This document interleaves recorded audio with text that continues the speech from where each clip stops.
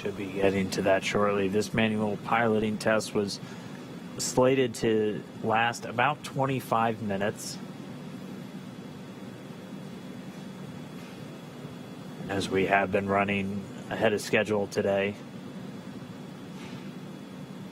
with all of Dragon's maneuvers, we could be looking at a docking only about 25 or 30 minutes from now.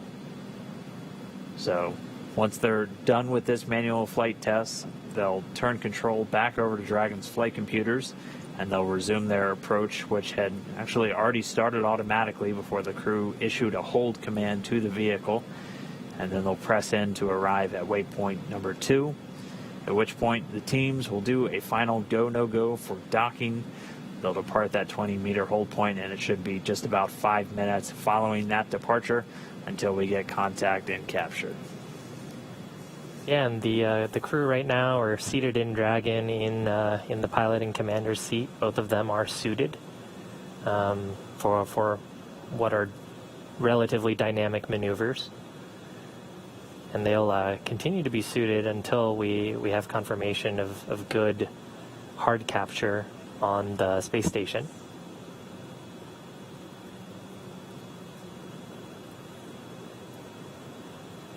So right now, just interfacing with the touchscreen displays, testing out manual piloting. Hopefully secretly a little bit giddy to be piloting a spacecraft. I mean, before they had launched, Bob Behnken had referred to this mission as every astronaut's dream, getting to launch in a new spacecraft, putting it through its paces. He and Doug Hurley, with those test pilot backgrounds, testing out a new spacecraft has to be as good as it gets. But they're still stepping through this manual piloting. We should have just a few more minutes until they're done with this Y-axis translation. And then they'll be able to turn command back over to Dragon, which will return itself to the docking axis, and then begin that approach into waypoint 2.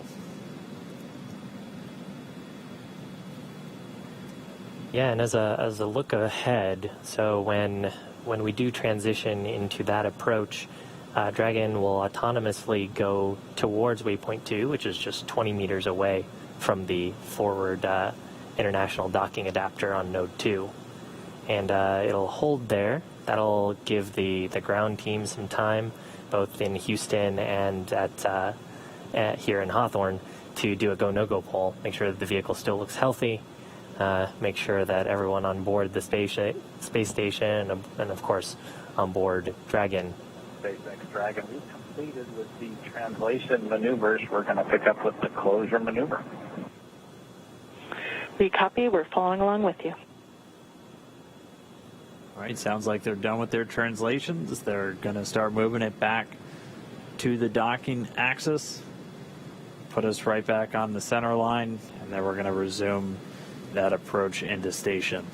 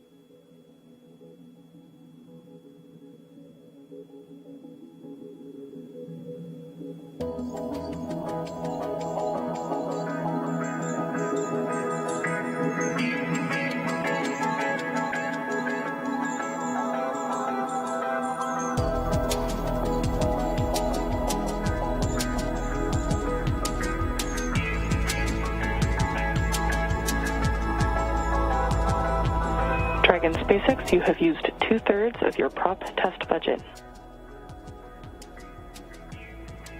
I can copy 2/3 of the budget.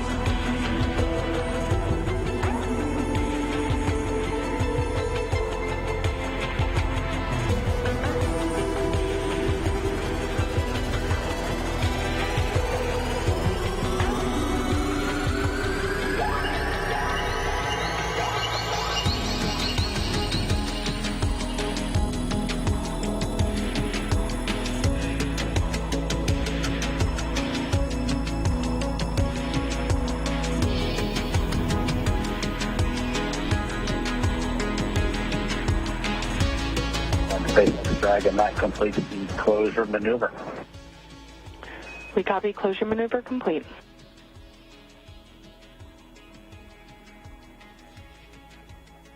That will move on to 4.041, section 4.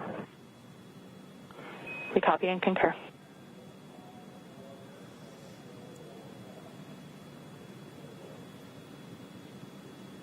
All right, so our manual flight test has been completed. We're standing by for them to now resume approach 1.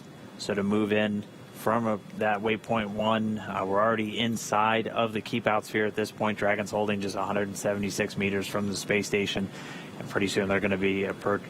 Dragon, that completes the manual piloting demonstration. I only had to twist Doug's arm for 2 or 3 minutes to get him to allow me to deactivate the piloting controls. We copy.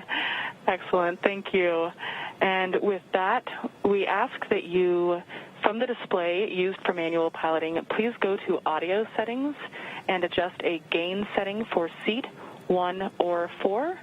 And in addition, we would appreciate any handling qualities evaluation of the proximity piloting possible.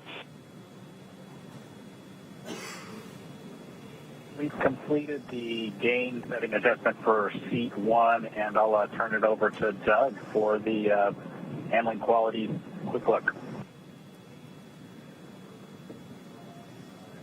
SpaceX Dragon on the big loop for the handling qualities. It flew just about like the sim, so my congratulations to the folks in Hawthorne. That flew really well, very crisp.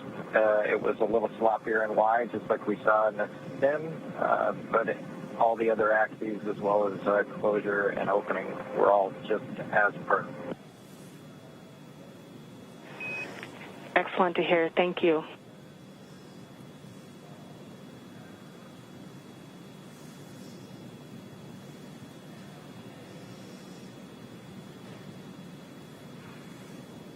that kind of gives you an indication of sort of how the design process works. You know, Bob and Doug have had lots of opportunities to test this out and sim it and give their feedback.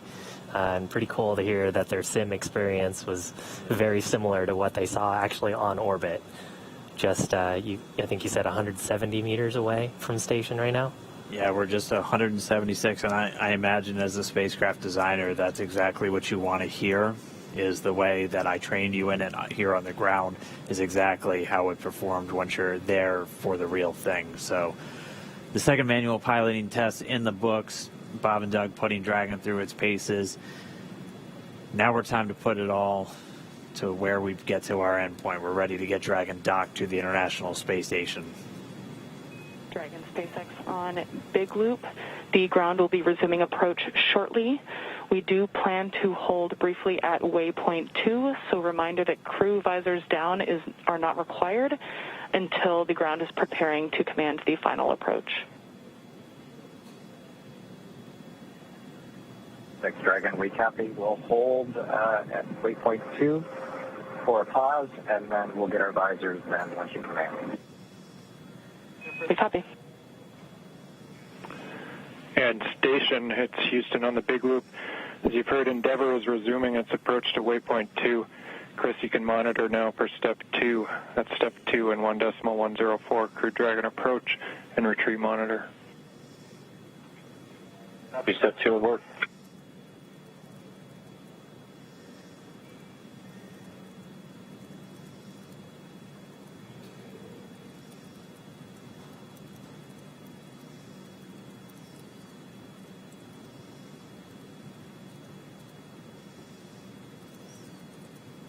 Pretty cool view of the International Space Station from Dragon.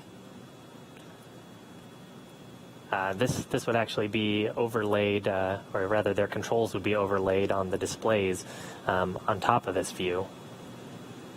And we got to see some pretty cool views from behind. Actually, there's a view right there. You can see the station on their displays. Visors up, Doug in the left seat, Bob in the right seat.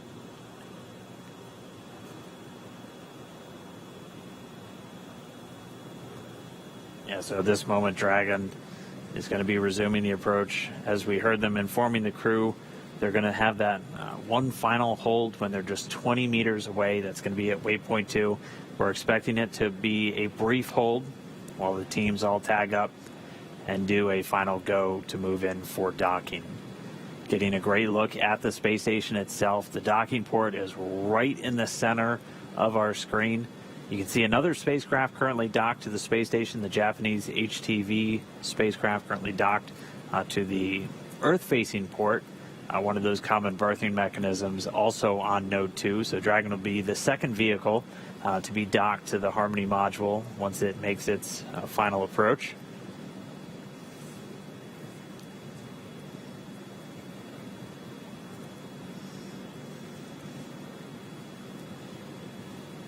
And it's moving in right now. Again, just to give you an idea of how quickly they're moving, they're going at about 0.3 of a meter per second right now. And so if you're having any trouble with that docking simulator online, remember to just slow things down a little bit, and your chances will go up exponentially. We just passed 140 meters away. We'll get our live video comm back with the space station momentarily. As soon as we do, we'll bring you back up there. But for now, Bob and Doug continuing to fly in. They're just 135 meters away. Station on the Big Loop in step 2, review of steps 3 and 4 is complete. Crew on the International Space Station is ready for docking. Station Houston on the Big Loop, we copied the review of 3 and 4 complete. International Space Station ready, thank you. Expedition 63 Commander Chris Cassidy giving the report. Station is ready for docking. Yeah, and you can see the trajectory of the spacecraft. There are small corrections that are happening. So as we get closer and closer to station, we're trying to stay within those two corridors, which are shown coming out of the docking port that we're going towards. That little dot, I think, was the 20-meter hold point, so that's where we expect there to be the spacecraft holding right in front of the International Docking Adapter. There'll be a go, no-go pole. The ground teams have worked hard over the past probably years to come up with a set of what we call flight rules. So those are technical constraints, items that we look for, that if any of those criteria were violated, then we have a rule that we've predetermined, gives us guidance to say whether we could approach or not. So far, our vehicle has been very healthy, but technical ground teams will all do their due diligence to make sure that it's still safe to approach. Right, and at this moment, that approach is continuing, still moving in at about 0.3 of a meter per second. Dragon's coming up on just 100 meters away from the space station. So the very top there is the nose cone on the spacecraft, where we've got a cool view. Left side of your screen is the International Space Station. Right side of your screen is Dragon.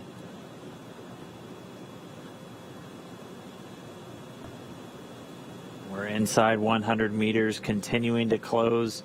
Again, we're going to have a short hold at 20 meters. Teams will just do a final check, and then they'll give Dragon the go. We're expecting it to be pretty brief. We should get to that hold point in just about 4 minutes, moving at our current pace. I think you can see a meatball and an American flag on that on the spacecraft. The NASA logo, of course, referred to as the meatball. I think there was some spirited discussion about the meatball versus the worm during ascent. And you can see those logos. That structure on the fairing structure is actually what the Super Dracos are housed in. Of course, all of those are deactivated now, only used for launch escape during the ascent portion.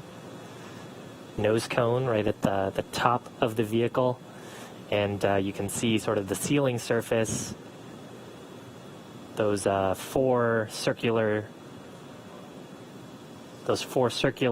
slots right underneath the nose cone within that red ring are the Ford bulkhead Dracos. That's what we were using while we were conducting all those burns, the 5 burns to get to this point. Right now, we don't have a reason to use those. We'll only be making small attitude corrections with the service section Dracos. And you can see the service section actually pretty clearly here too. There's a black portion and a white portion sort of separated by a fin. The black portion is solar panels, solar cells that'll charge Dragon's batteries, and the bottom side the white portion is actually a thermal radiator that's used to keep the spacecraft nice and cool.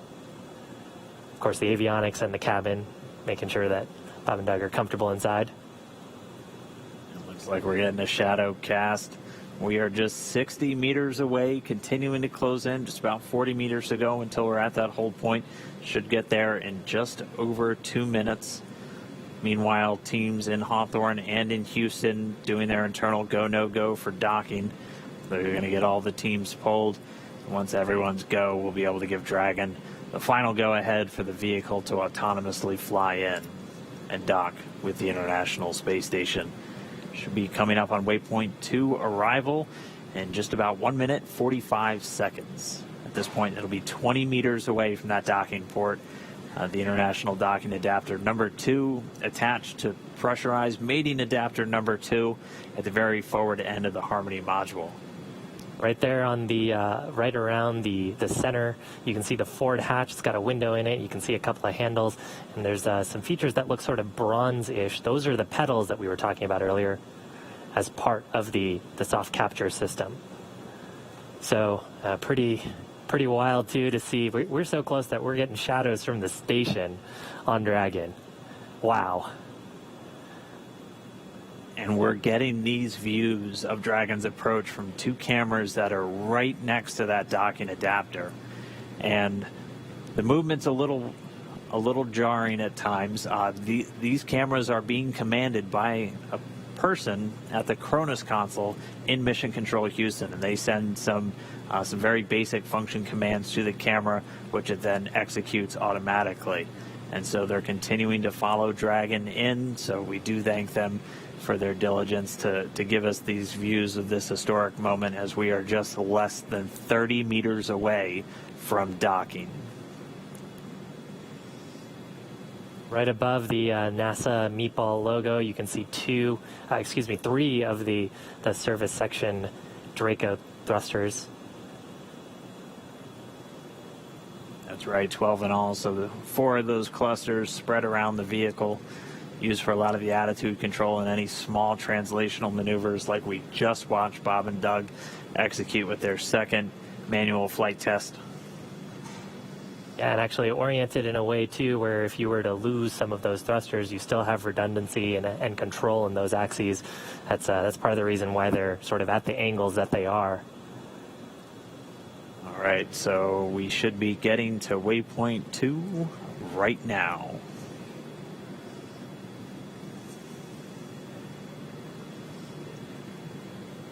So it looks like we do have that hold. Dragon SpaceX on Big Loop. The ground is go for approach 2. We will be enabling the resume shortly. As a reminder, ensure your visors are closed prior to Dragon's departure from the waypoint. And once Dragon is inside the crew hands-off point, retreat and breakout are not permitted. And for your awareness, we have sunset in a little less than 8.5 minutes.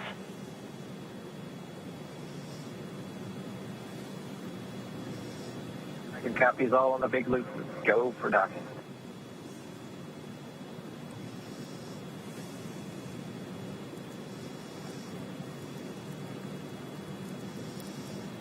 So Doug on spacecraft confirming their go for docking.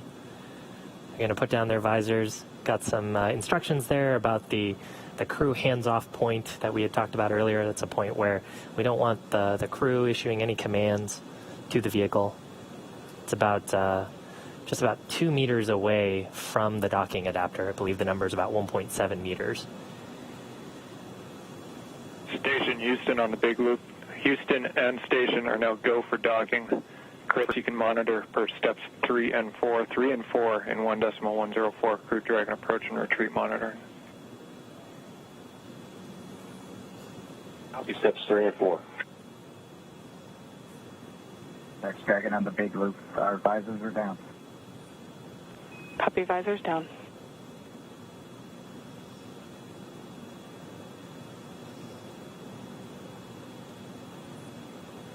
With the crew confirming their visors down, we should see the final approach resume. Station Dragon on the Big Loop. We are inbound from approach 2. Copy, inbound. Station copy. And we're going to be racing that sunset. The approach has resumed. Dragon closing in. We're inside 20 meters. And yeah, that crew hands-off point should come up in about 3 minutes or so. Right before we get that final docking, it comes about 20 seconds prior. We're just about 2 meters away from the station still. And that's just the crew not issuing any abort commands. At that point, it would be too late. And so any aborts would be executed automatically by Dragon itself.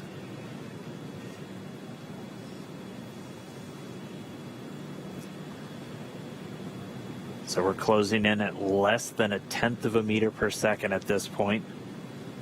You can see the service section Dracos just doing all these very small, minor attitude corrections. Really, the autonomous docking system at work, making sure that the vestibule and the soft capture system is lined up with IDA2. It's the International Docking Adapter.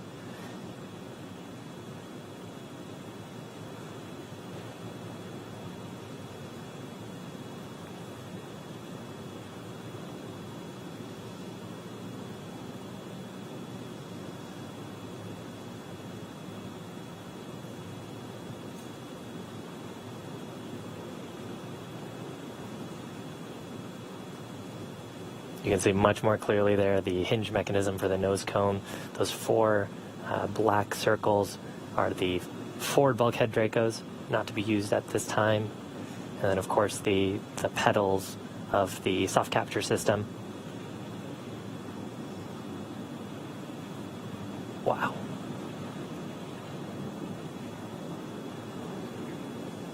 Dragon on the Big Loop. We're inside 10 meters. We cannot make out the docking target, but we do see the outline. We copy and concur, 10 meters. Right, we're less than 10 meters away. Again, we're closing at that rate of less than 1/10 of a meter per second. We should be just about 1 minute 45 seconds away from docking. There's a center line camera right in that middle, so that you can see where the forward hatch is, and right in the middle of that there's a window, and there's a center line camera that is aligned with the center of the vehicle and the center of the docking mechanism.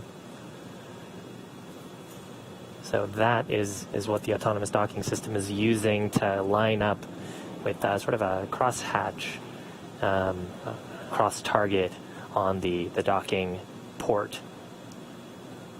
Again, the forward docking port on PMA2, or the pressurized mating adapter. And we are just 5 meters away. Again, we're racing that sunset. This Dragon continues to close, 4 meters to go. Those shadows of the space station on the vehicle.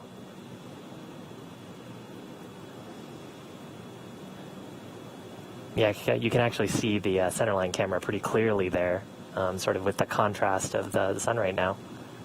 3 meters to go.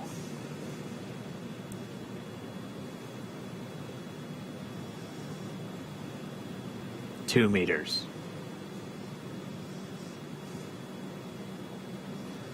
We are inside the hands-off point, the chop, the crew hands-off point. 1 meter to go.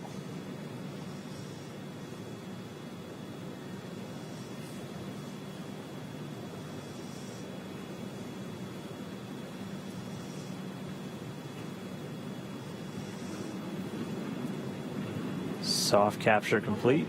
Dragon. Soft capture confirmed. Stand by for retraction and docking.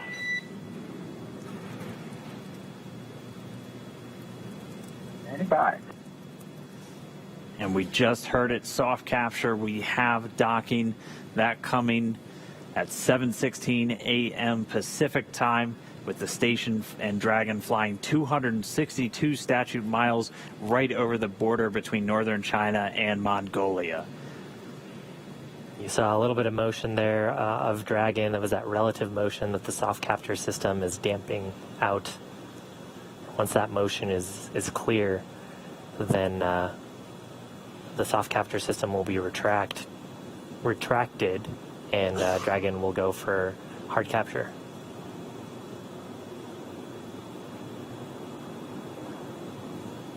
Again, if just now tuning in, that soft capture, that docking coming 7:16 a.m. Pacific, 10:16 a.m. over on the East Coast. Dragon and the International Space Station were flying 262 statute miles right over the border between northern China and Mongolia. So that soft capture ring now going to retract. It's one more step on the way to docking complete. On board. Yeah, and so the next step here is once the soft capture ring is retracted, there are 12 latches that we refer to as hard capture latches. Those are what will really create that pressure-tight seal between the Dragon spacecraft and the International Space Station. So once soft capture is complete, and I believe we'll get that call from our core here, Anna, then we'll get confirmation of hard capture, and the crew, of course, aboard have this information on their displays, so they'll also see indication of hard capture complete. And once those two steps are done, then that's docking complete. That's right. We're expecting to hear some words from everybody. A pretty monumental moment. I mean, for Doug Hurley, he's returning to where he last docked almost 9 years ago on the very last space shuttle mission, now commanding the very first commercial spacecraft to deliver astronauts to the International Space Station. That's got to be cool for them. They've mentioned quite a few times that they're best friends, our favorite dads in space, as we've been calling them. This has got to be really cool for them. It's got to be really cool for their families, too, watching this.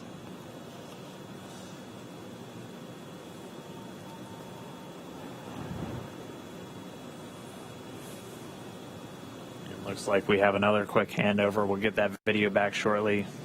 We're about 75% complete already with that retraction.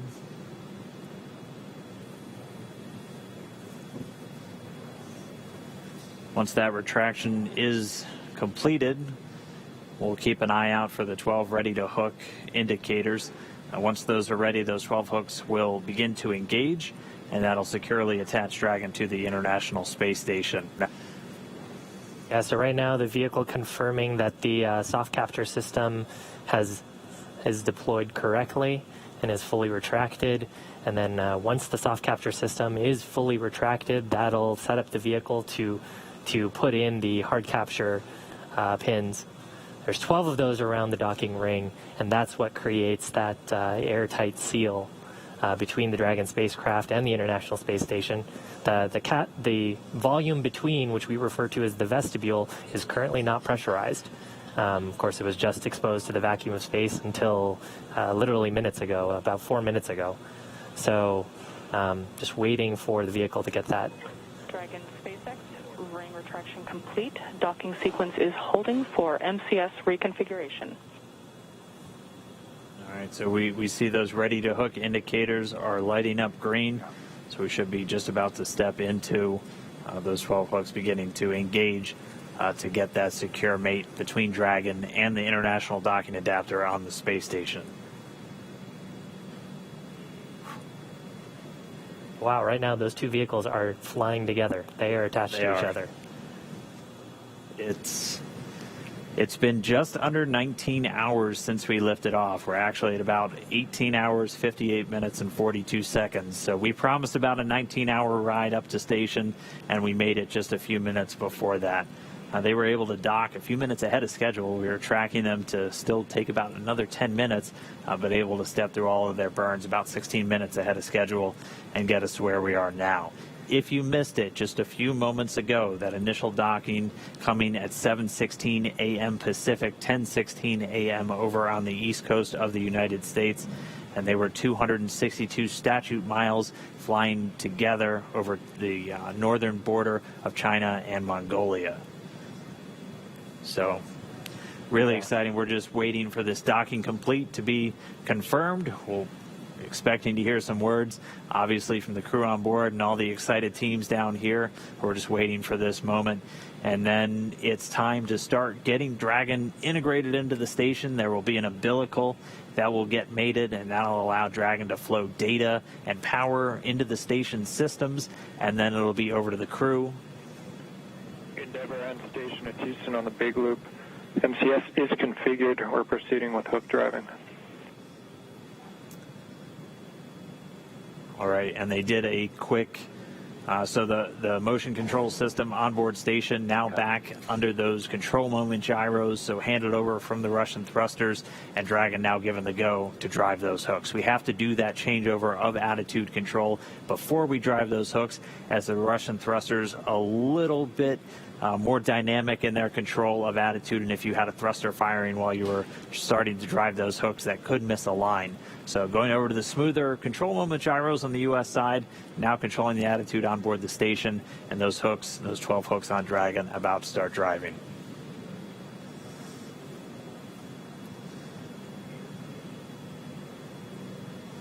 Right now, Dragon and ISS attached, just flying off the east coast of China, just underneath Japan. Attached to each other, we recently passed over to the orbital night, so we're on the currently the dark side of the world.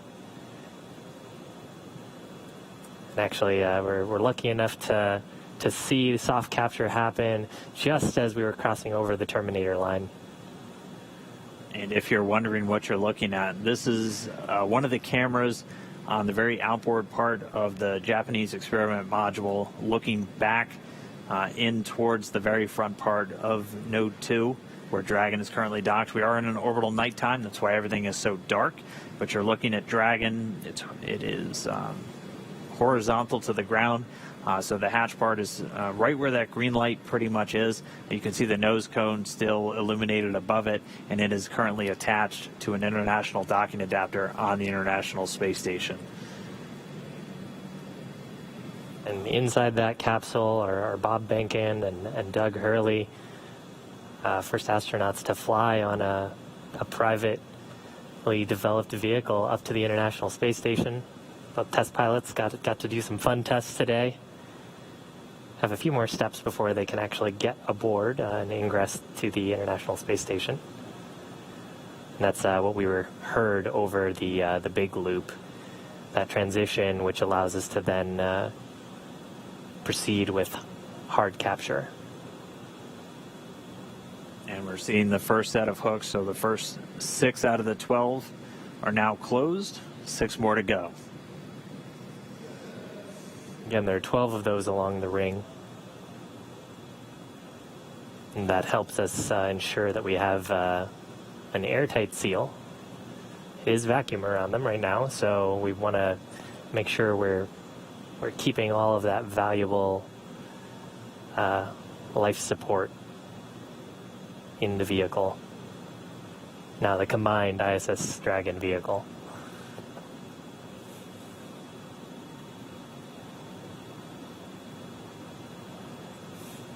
Meanwhile, inside the capsule, Bob and Doug also standing by for this hard capture to complete. And once we have that docking complete call, they'll be able to start stepping through a number of procedures to get them ready to move into the International Space Station. They'll get the go-ahead to doff or get out of their suits, and then they'll have some activities on the Dragon side to prepare for the hatch opening. Chris Cassidy will mainly be working on the station side to pressurize the vestibule. So as Shiv has talked about, the space between the Dragon capsule and the space station was exposed to vacuum, and even after this tight seal has occurred, we'll still be at vacuum inside. So we'll actually open up a valve to supply air from the station side into that space between the Dragon and station hatchways, and they'll get it up to the same ambient pressure that we'll have inside of Dragon and on the station itself. They'll wait for it to thermally balance out, make sure we don't have any temperature swings as we're bringing it up from vacuum, so probably from a very cold temperature up to about 72 degrees that they have in their cabin temperature on board the station, and then we'll get the hatches open. Dragon SpaceX, hard capture complete. Stand by for docking completion.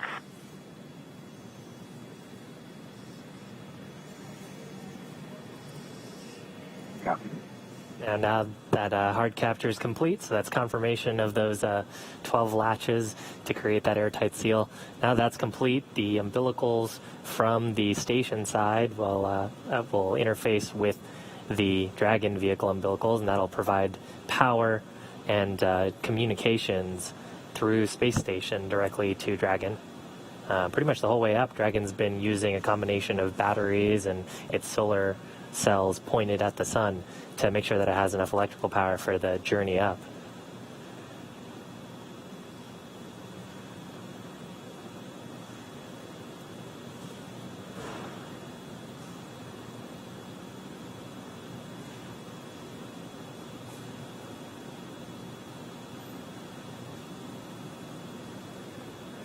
And we're just standing by now for that umbilical to get mated, and that's going to, again, as Shiv was just saying, start the power and data transfer between Dragon and the space station. They've been transmitting data through RF radio frequency on the way uphill, and during the final approach, this will give a hard mate, basically a wired LAN connection between the Dragon spacecraft and the International Space Station itself, and then also being able to draw power from the station systems using those great big solar arrays that are used to generate all of the electricity for systems on board the station.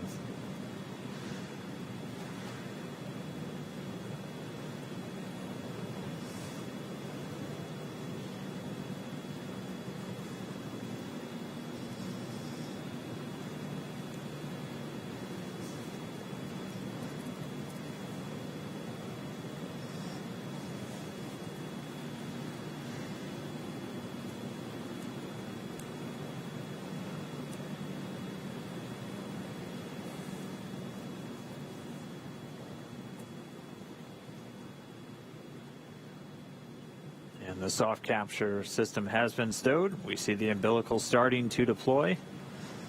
About 40% of the way so far, going pretty quickly. Should just take a couple more seconds until we're all the way connected. And then we should be getting that docking complete call out from the Corps here in Mission Control, SpaceX and Hawthorne.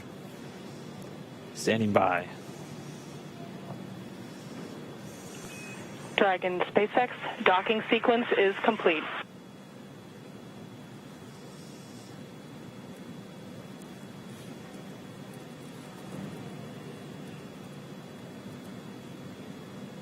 Dragon, we copy docking complete.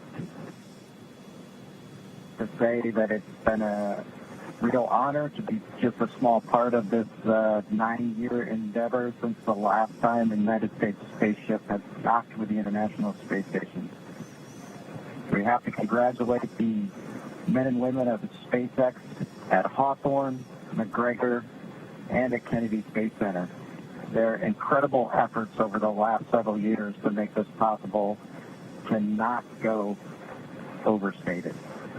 I'd also like to thank Kathy Leaders and her team of the Commercial Crew Program of NASA. An outstanding job by everyone. Last, I'd like to thank the men and women of the National Aeronautics and Space Agency. This is an incredible time to be at NASA. 3 new vehicles to be flown, continuing mission in low Earth orbit, and then to the moon and Mars. We thank you again and congratulate you.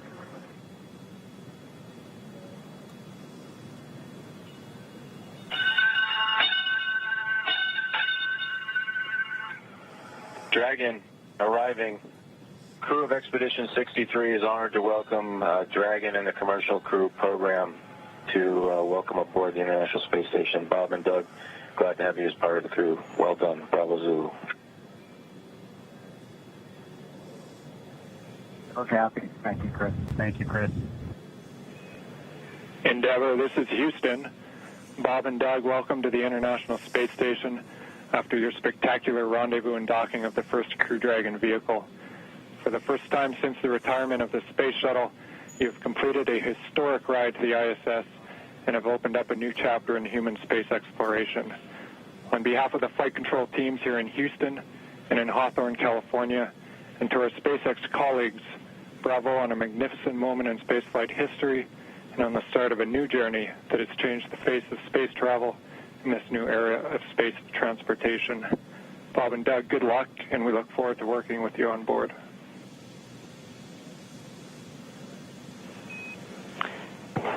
Dragon SpaceX, Bob and Doug, we here at SpaceX are honored to have been part of ushering in this new era of human spaceflight.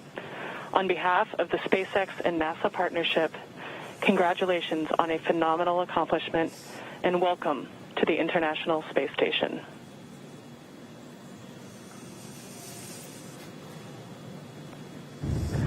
Well, thank you, Anna. We appreciate all the good words and everyone thanking us, but it truly was a magnificent effort by the entire team, the SpaceX team, the NASA team, and a team across America who was able to pull this off and bring human spaceflight again to our nation. Thanks for everything. Happy to be aboard.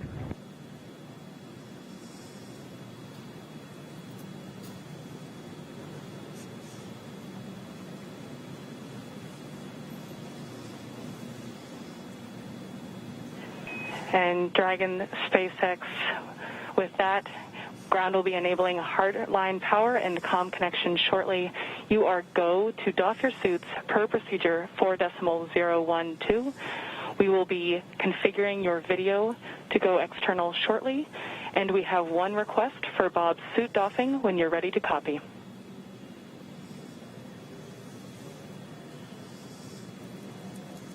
We copy all. Go ahead for Bob's suit.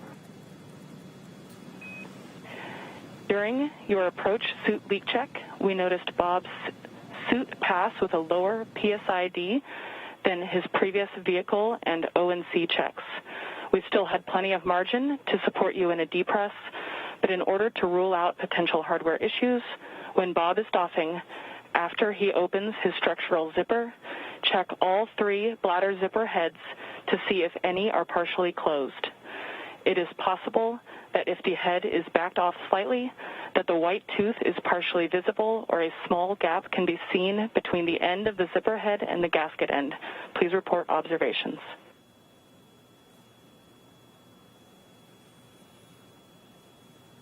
Copy. Bob will take a close look at his zippers when he doffs, and he'll get doffing first, so we'll let you know as soon as we see something or if we see something. Great. Thank you so much.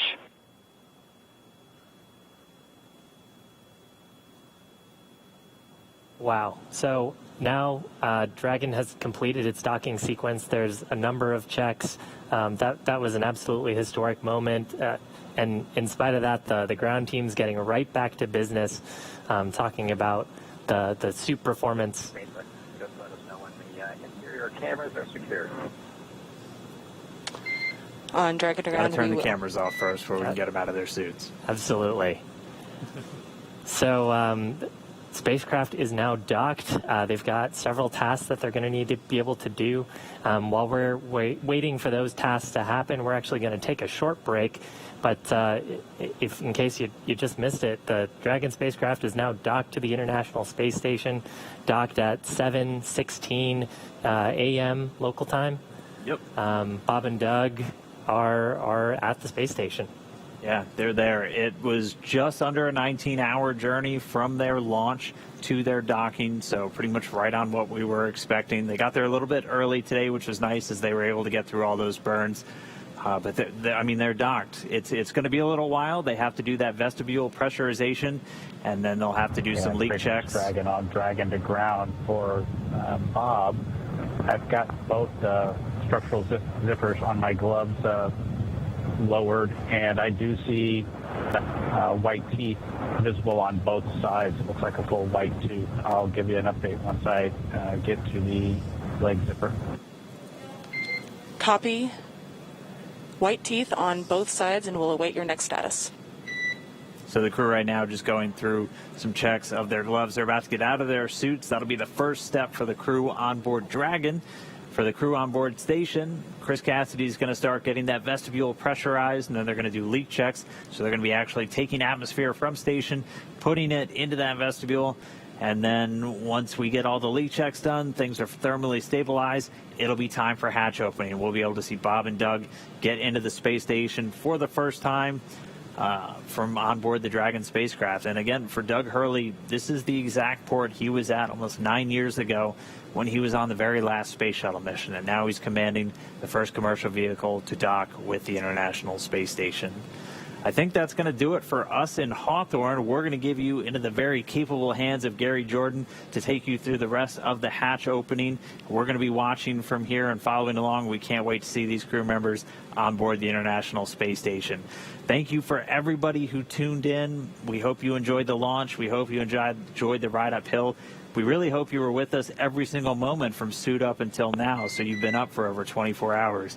But it's been an incredible experience for us to see these guys get on board the International Space Station, to watch Dragon go through the paces, to be lofted into orbit on Falcon 9. Something we've been waiting for years, seeing it come to fruition. I'm still grappling with. Dragon SpaceX on Dragon really to Ground. Incredible. Video is and no Shiv, interior. it was an honor doing this with you today. Yeah, absolutely, Dan. They Dragon copies. Thanks, Anna. can't step on the crew. That's Can't the step on one the rule. yeah. But, there are some really great words there from all the flight control teams about how this was a joint partnership between NASA and SpaceX. I think everyone is over the moon here at SpaceX for this. Bob and Doug have got to be excited, and now back to business to get the vestibule ready to go, and then get them on board the station.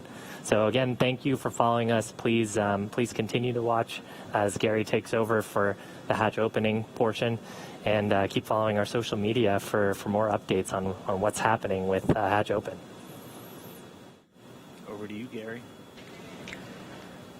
Thank you, Shiva. Thank you, Dan. What an incredible flight for Bob and Doug, lifting off just yesterday and now in space, attached to the International Space Station.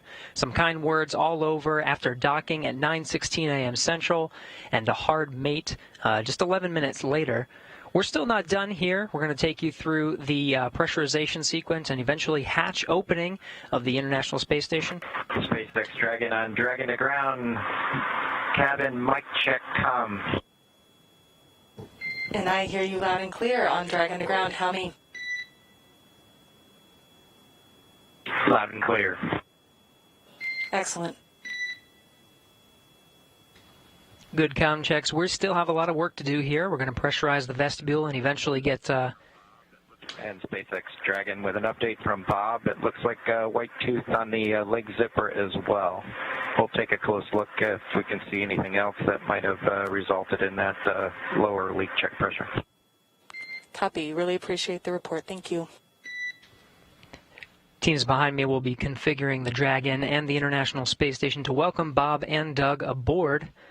First, of course, the International Space Station attitude control moment gyros, really holding the Dragon in place through the hard capture sequence. We'll start enabling those thrusters and pressurizing the vestibule. It'll take about an hour until we're able to get the hatch open. The teams here in Mission Control Houston, Orbit 2, led by Flight Director Zeb Scoville, will be taking us through that process.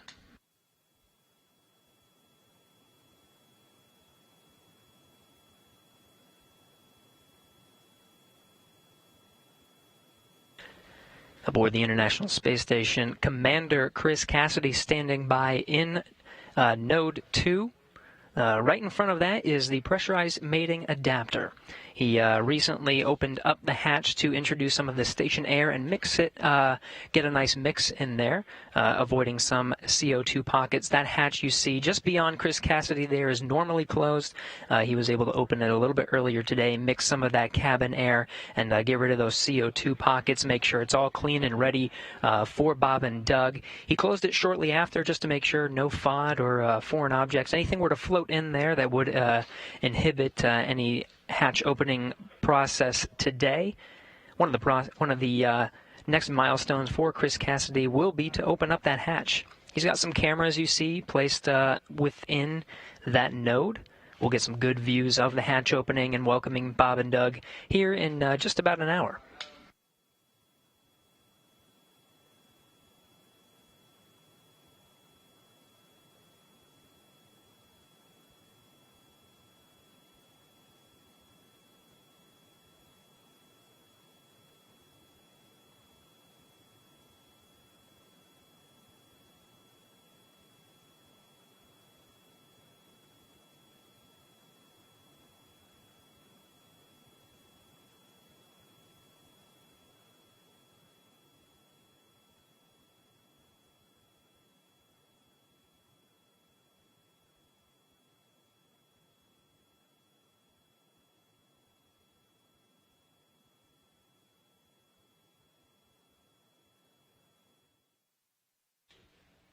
A big moment in history today, May 31st, 2020. Just on the other side of that hatch, Bob Behnken and Doug Hurley have successfully arrived at the International Space Station. Still a couple of milestones to get through. Before we can open up that hatch, it's going to take some time. First, pressurizing the vestibule in between the station and Dragon. We'll bring that up to pressure. It's going to take some time for that pressure to stabilize. Of course, the temperature within that vestibule causes a little bit of swing, so we'll just wait for that to pressurize or to stabilize before opening up that hatch. Here at Mission Control Houston, Flight Director Zeb Scoville welcoming the director of the NASA Johnson Space Center, Mark Geyer. We'll have a few other VIPs here in the room to welcome Bob and Doug once they get through that hatch.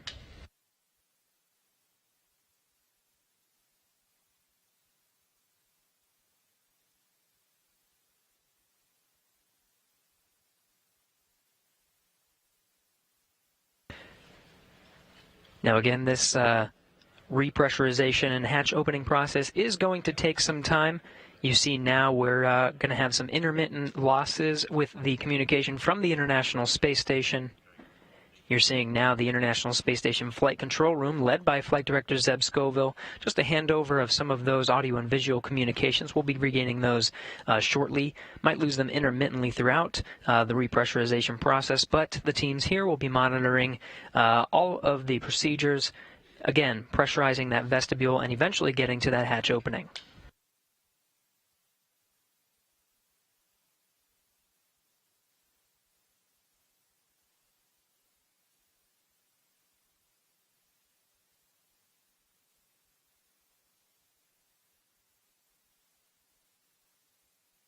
From right to left there, seated, you see Flight Director Zeb Scoville. It was he who was leading the teams for both the launch of Bob and Doug over at the Cape. He was leading the teams here in Mission Control Houston. You just saw the Johnson Space Center Director Mark Geyer walk off to the side. Seated next to Zeb Scoville, Joshua Kutrick. He is one of the members of the most recent class of astronauts, the class of 2017.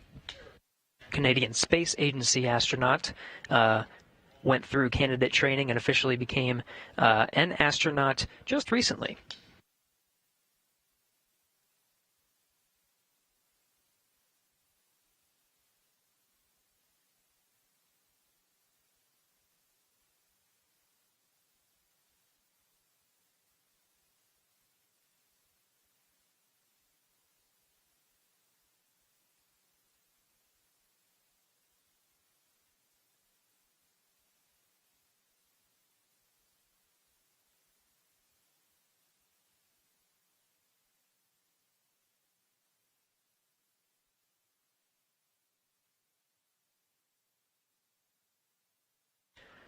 Again, a few milestones to get through to that hatch opening. First, the International Space Station attitude control has been successfully switched from control moment gyro only control, enabling some of the thrusters on the International Space Station. We also just received word that Dragon is successfully receiving power. Ground ISS power connection has been established.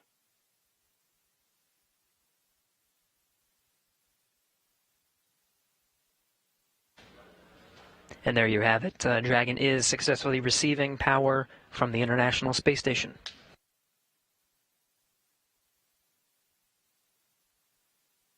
And Dragon copies on Dragon to ground that power has been established. Just let us know when we should make a hardline comm check. We will, Co. Thank you.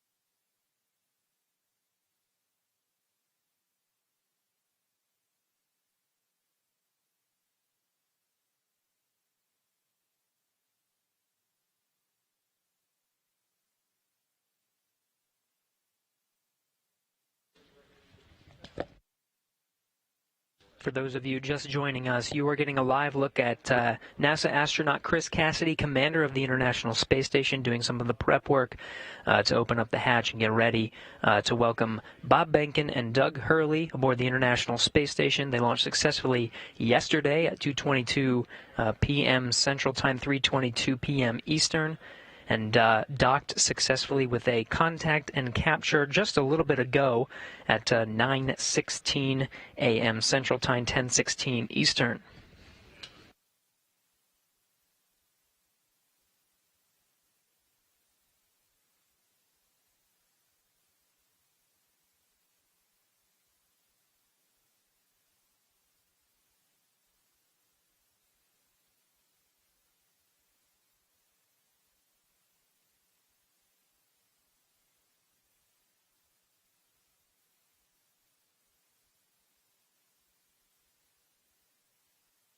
Now, some of the milestones to get that hatch open have already taken place. First, attitude control. For some of the docking sequence, for the initial contact and capture, attitude control was on Russian thrusters. That was moved to control moment gyros for hard mate, making sure that everything lined up and we got those ready-to-hook indicators green before driving those hooks. The attitude control has since been switched to enable some thrusters on the International Space Station. We did get confirmation of good power being delivered from ISS to the Dragon. Next will be to test some hard line communication between Dragon and the International Space Station.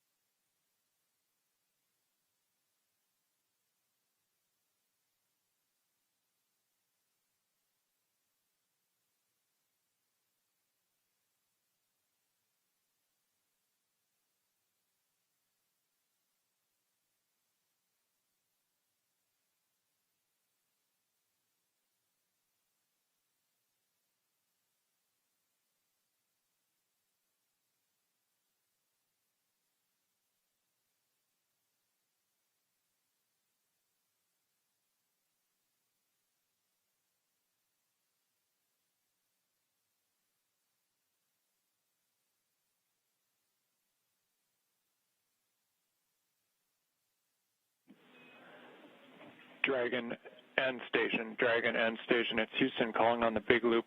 We're prepared and getting ready to transition the comm system to hardline, at which time we're going to do a couple comm checks. We just want to make sure everybody's on board with that and aware. So Dragon, first, maybe let me know if you hear this and if you're go with that plan.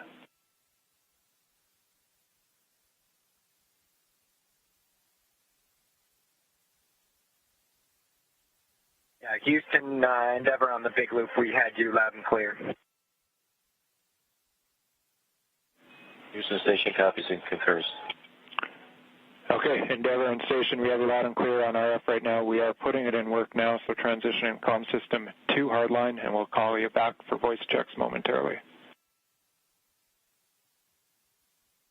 Endeavor copies.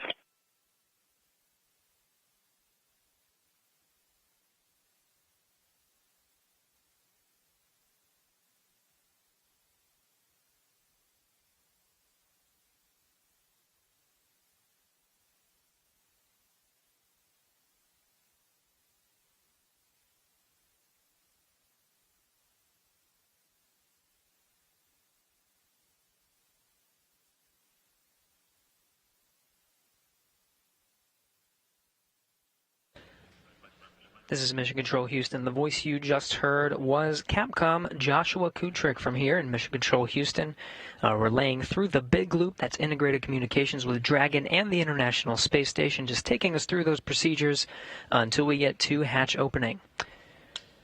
Now there's an umbilical connection with Dragon, connecting Dragon to the International Space Station. We did get good confirmation that power is flowing from the International Space Station to Dragon. Next, we'll be proceeding with some of the communications checks. The Big Loop established on the C2V2 Common Communications for Visiting Vehicle through some of the last legs of the rendezvous and docking of Dragon to the International Space Station. We'll switch that over to hardline communications, testing that out here shortly.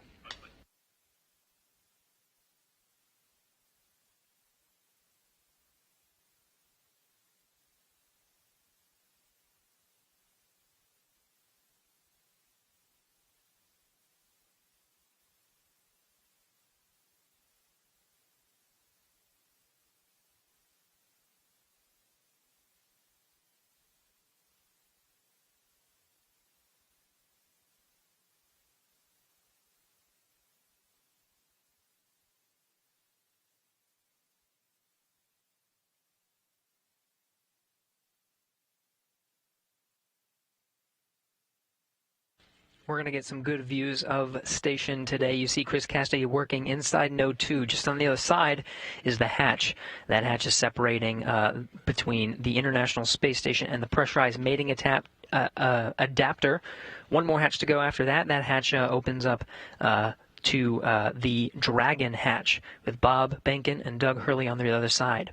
Just surrounding Chris Cassidy from this view, you can see a series of cameras. We're going to get some great views from Node 2 there on the left, a couple of high-definition cameras. On the right, a 360 VR camera. Part of an initiative to engage viewers and provide views that from the International Space Station that have never been seen before. We'll get to see some of those 360-degree views later after they're configured and stitched on the ground, now being recorded during this historic moment today, May 31st, 2020.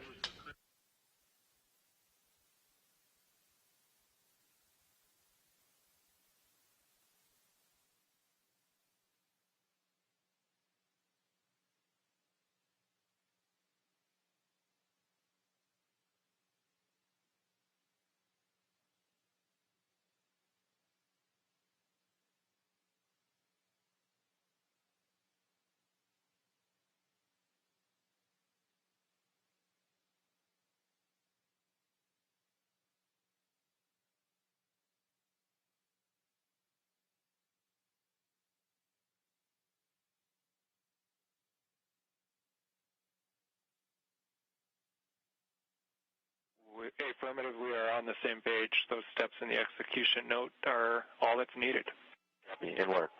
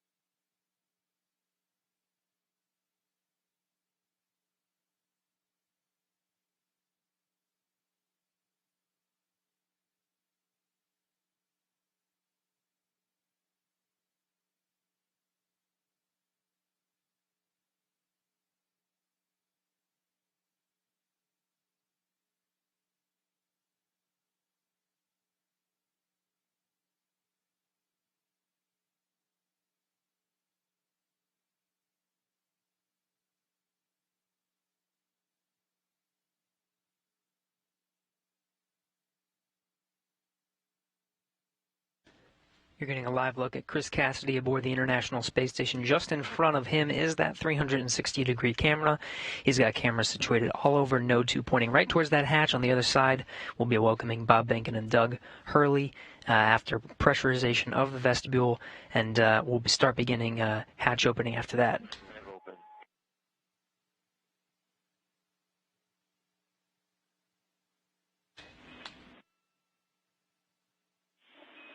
Yeah, we copy MPEV open, Chris.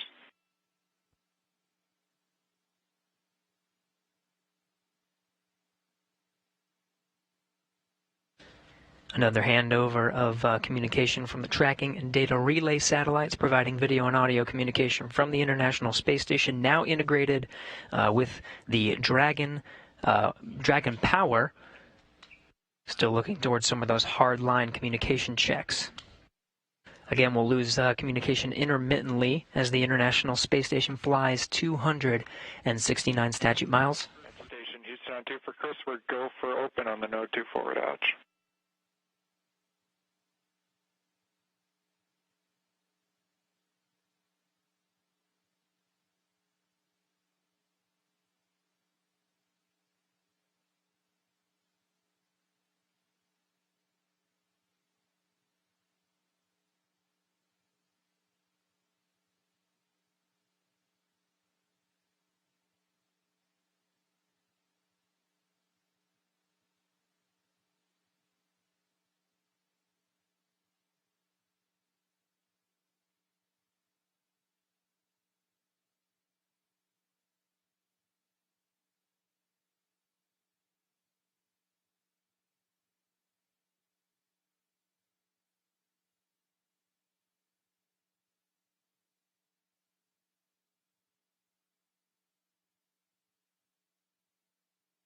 regaining some of that video from International Space Station. Chris Cassidy given the go to open that Node 2 forward hatch.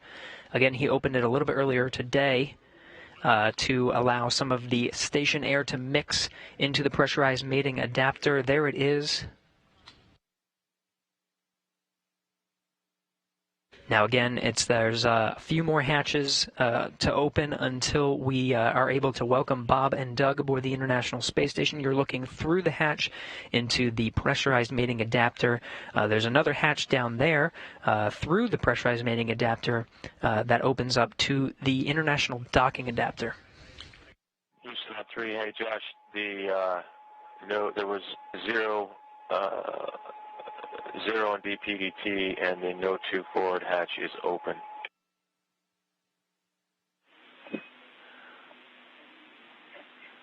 And Chris, we copy No 2 forward hatch open. We concur your go for the next yellow activity. That's your 1515 activity. It's step 2 in 2.102 Crew Dragon ISS arrival through hatch opening. Basically, you're going to cycle the 8-pass equalization valve. And Dragon SpaceX on Dragon to ground. If desired, reference procedure 4.400 to monitor vestibule pressurization.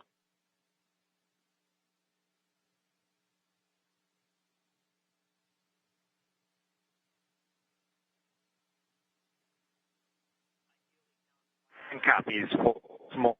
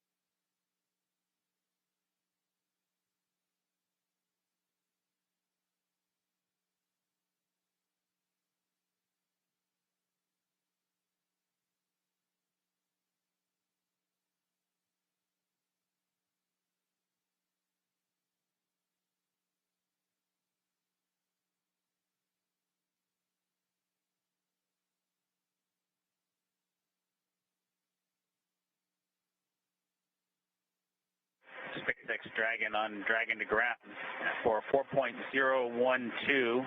We've completed up to section 5, and we've got a timer started for 1 hour. Copy, completed through section 5, and your suits are drying. and you have started a timer for 1 hour. With that, do we have your permission to come back on board?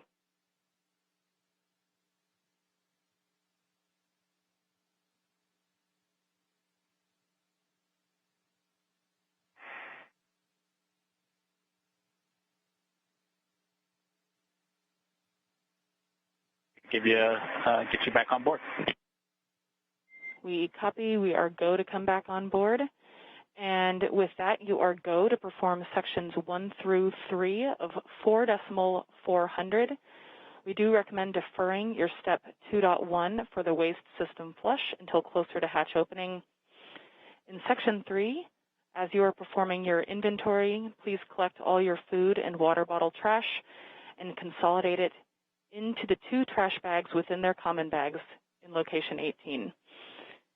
You will transfer the plastic bags containing this trash to ISS for disposal during a scheduled activity after ISS ingress.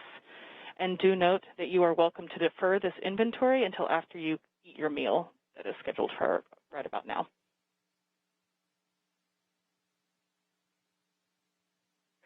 Okay, Anna, if you could give us 5 minutes before you guys come back on board, we do have some clothing config to complete. Understand we've got to go for sections 1, 2, and 3 of 4.400, and we will consolidate our trash into the bags provided in location 18. And we'll defer the docked waste configuration, section 2 of 4.400, until it gets closer to hatch opening. Station, we copy 1507. We copy, and we will wait 5 minutes before coming on board, and we'll check with you before we do so if we don't hear from you first. Copy, ready.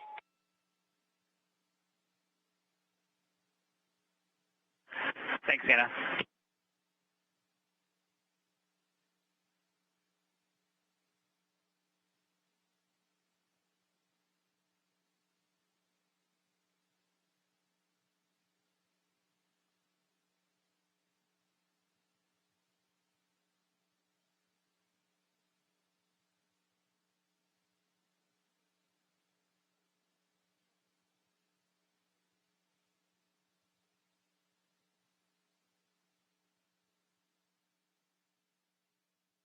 This is Mission Control Houston. You're listening to crews on board the International Space Station and Dragon prepare for opening the hatch.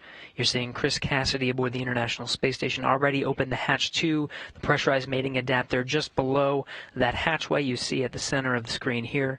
On the other side of the hatch is the hatchway to the International docking adapter. On the other side of that, the recently docked Crew Dragon.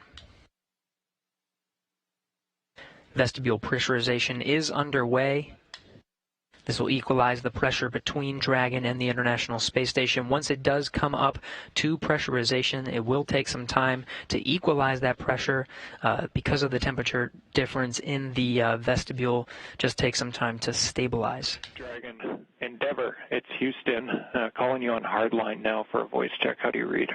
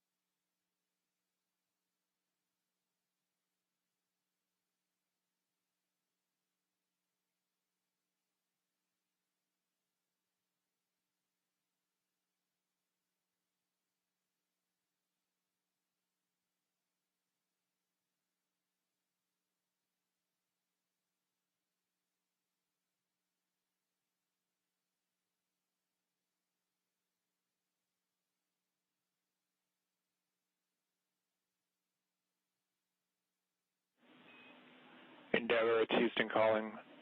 Space to ground 2 via hardline now for a voice check. Do you read?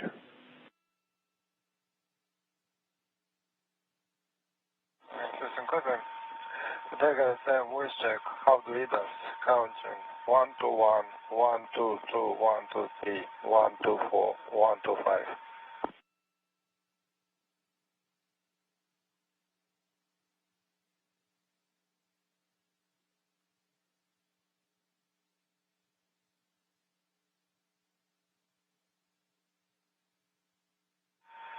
Houston station, space to ground 2.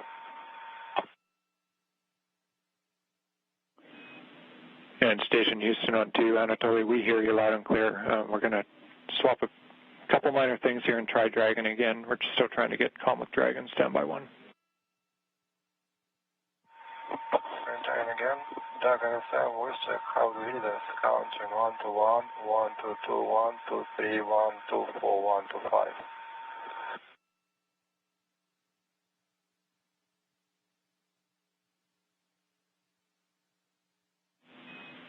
And Station Houston on 2. Everybody, we'll just stand by for a few minutes. We're going to try to raise Dragon by another means. Stand by.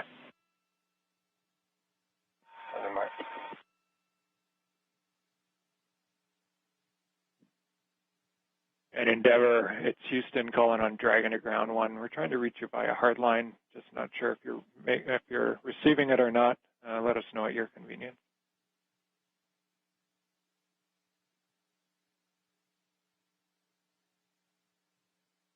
And Houston from Endeavor, we're hearing quite a bit of echo on the other loop that appears to be connected. It's unintelligible, but we do have you loud and clear on the Dragon to ground. And Endeavor, Houston on Dragon to ground. Thanks for that. Very helpful. We'll take a look, and we have you loud and clear on Dragon to ground as well. So we're gonna continue to work it and try to give you a call back in the next few minutes on hardline.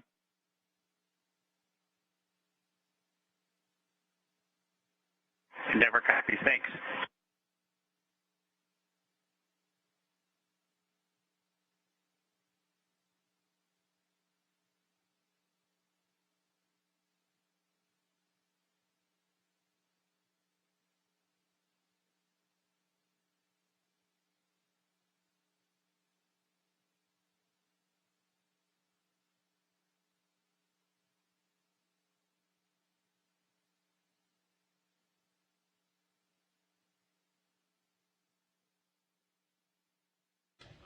This is Mission Control Houston working through the steps to pressurize the vestibule. We did have confirmation that vestibule pressurization was underway. We do have power flowing from the International Space Station to Dragon after it docked for a contact and capture at 9:16 a.m. Central Time, 10:16 a.m. Eastern, just earlier this morning. A few other milestones to reach. We need good audio communication hard-lined through the umbilical where Dragon is currently docked on the other side of that hatch, providing now power, just making sure those hard-line communications are intact. Working through that as we count down towards the milestones of opening that hatch.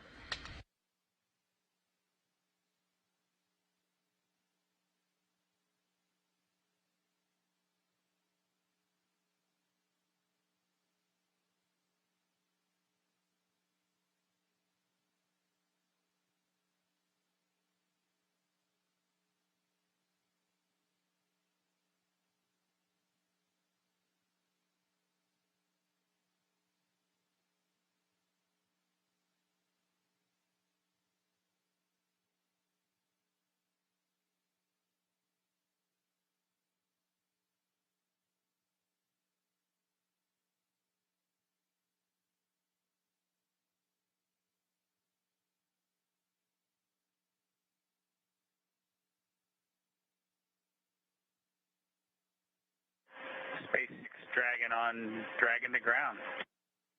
Go ahead.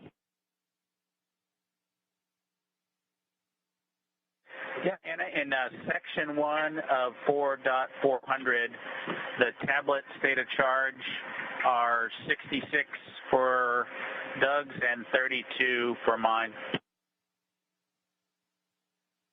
Copy. 66 for Doug, 32 for Bob. And do we have your permission to come back on board with video now?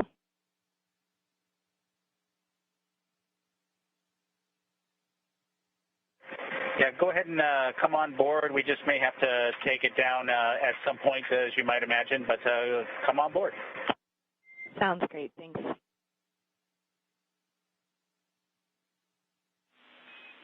Station Houston on 3 for Chris. Your convenience, but just an update on the comm status.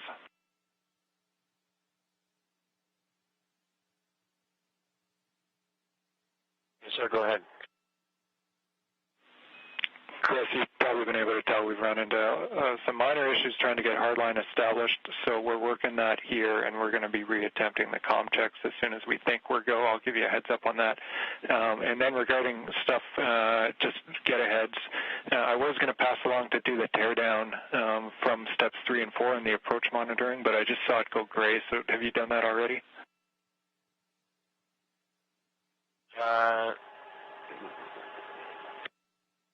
Hold on just 1 second. Which one was that? Maybe I fat fingered the wrong procedure. Yeah, no, it's subtle. So it's in the execution note for Dragon approach monitoring, as we were monitoring Dragon earlier in the day. Down in the execution note are the teardown steps. I'm here in the cupola right now. I'll take care of it. It's not gray, but momentarily will be. Sounds good. And I'm also hearing on that we have done on the ground steps 1 through 4, so it's just 5 and 6 left for you in that teardown procedure.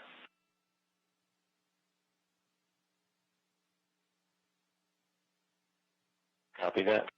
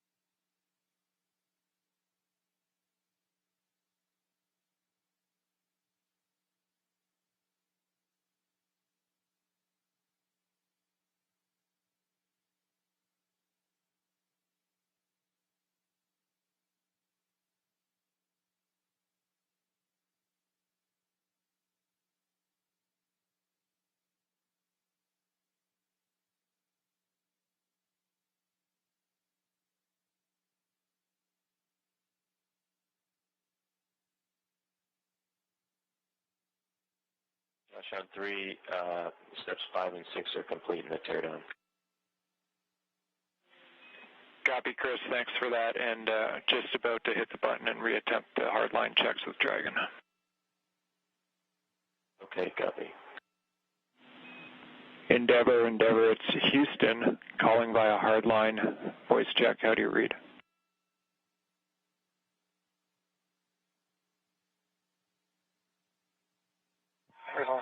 Say again. And station standby, Endeavor. This is a call for Endeavor via hardline voice check. How do you read? Houston, Endeavor, completely unreadable. It's skipping pretty badly.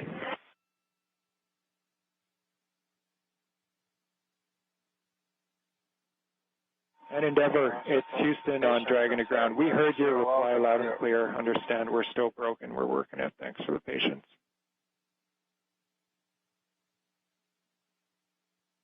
We got you, Josh. That's exactly the case. Thanks.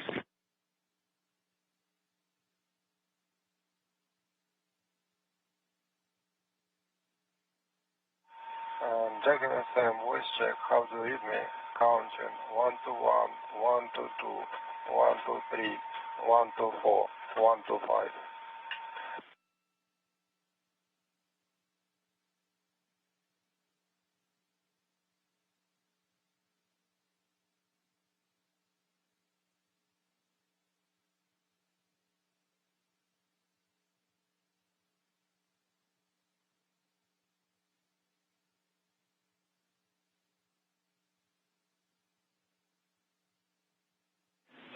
And station on 2 for Anatoly. Anatoly, we're hearing you loud and clear in Houston.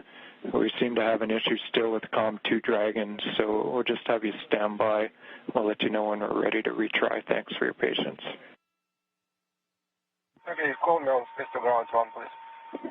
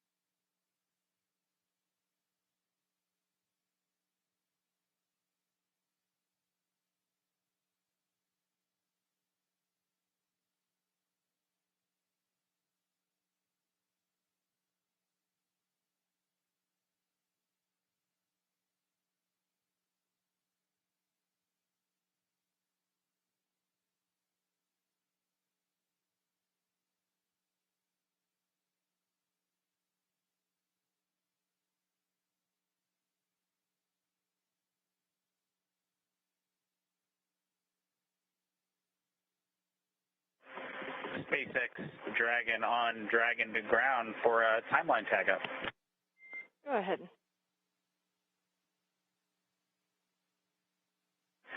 Yeah, Anna, we're managing the collection of the used water bottles and other items as well as our meal, and just looking to understand a little bit better how closely we're to hatch opening or another timeline milestone. We're kind of running to the end of the tablet here with meal 5 that started about,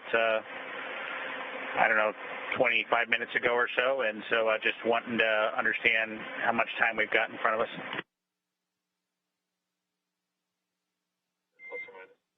In Dragon SpaceX, we estimate we are about an hour to Dragon hatch opening.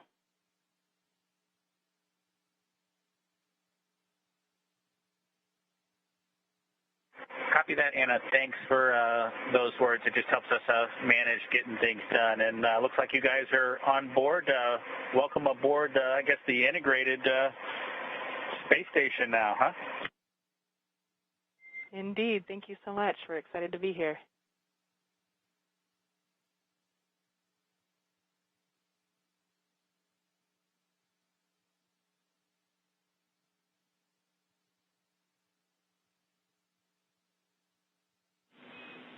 Endeavor, Houston calling over hardline for a voice check. How do you read us now?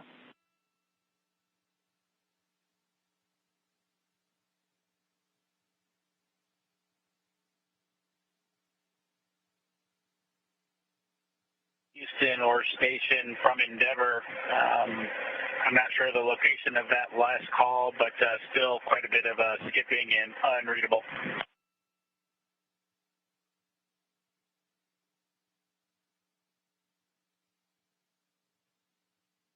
And Endeavor, it's Houston, loud and clear on Dragon to ground. We heard your response, so we're in the same situation. We're hearing you, you're not hearing us. We have one more troubleshooting item that we're going to put in work now, so we'll give that a try and then maybe call it for the day. We'll let you know.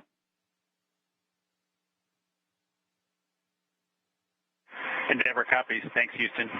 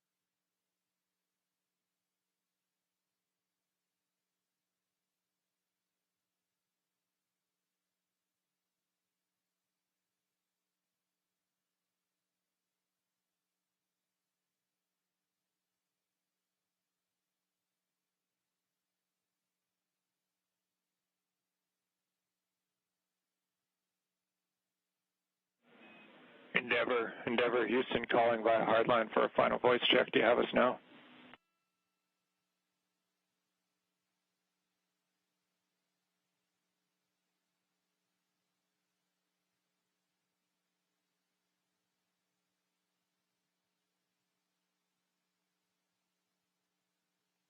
Houston, Dragon on the big loop. That was an improvement, but it's still completely unreadable.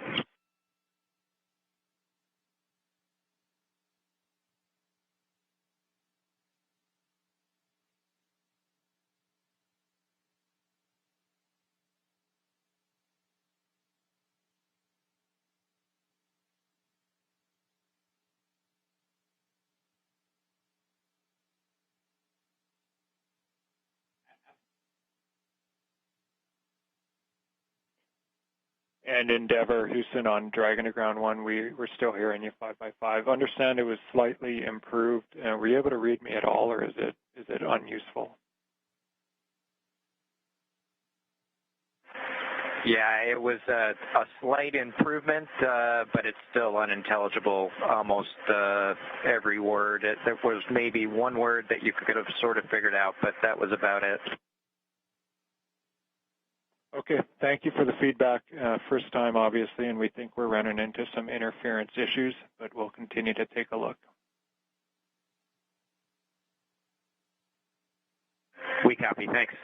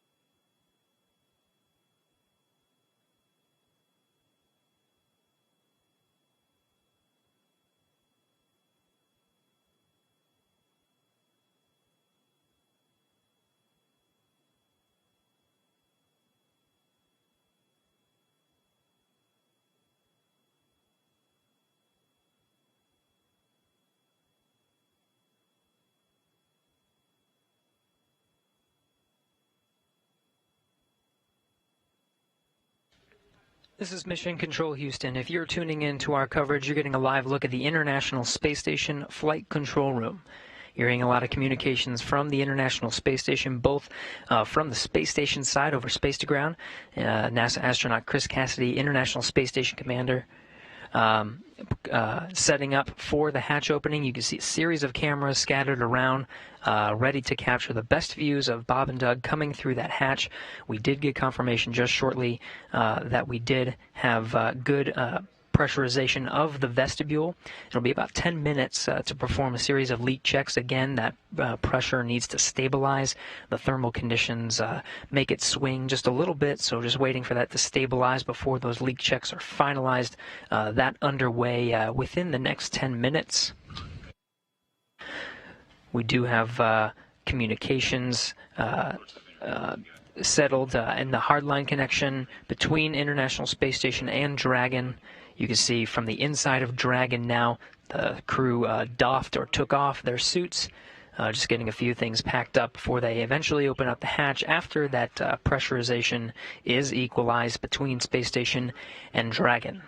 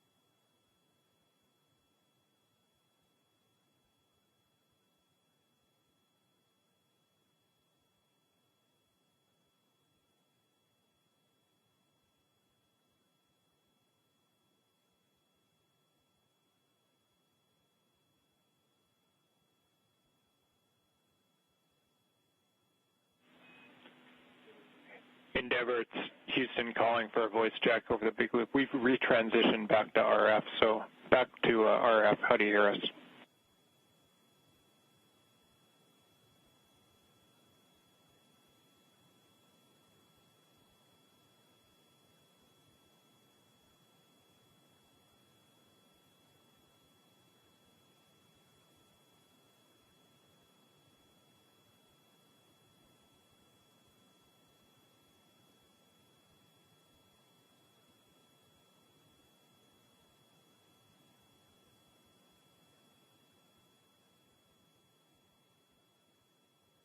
Houston Dragon on the big loop. Was that comm check for us? Yeah, affirmative, Endeavor. It's Houston. We transitioned back to RF because we still had the interference over hardline. So we're back on RF now and just want to make sure we had you.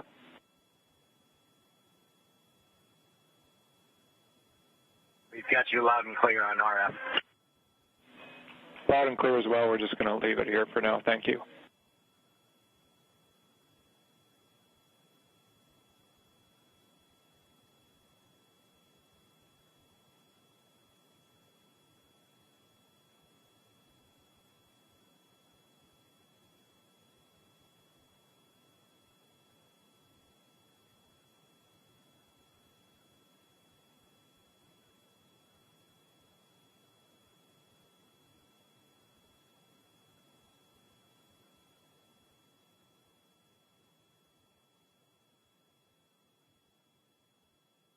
Here's a live look from inside the Crew Dragon. You're seeing Bob Behnken and Doug Hurley just preparing the inside of Dragon. They have doffed or taken off their suits.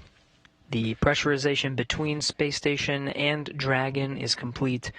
They just need to perform some leak checks, make sure that pressure is stable before they actually open the hatch. Teams working together on the ground, International Space Station Flight Control Room and the Flight Control Room in Hawthorne to get that big loop communication configured so everyone can hear each other through this process, figured out a workaround using RF connection.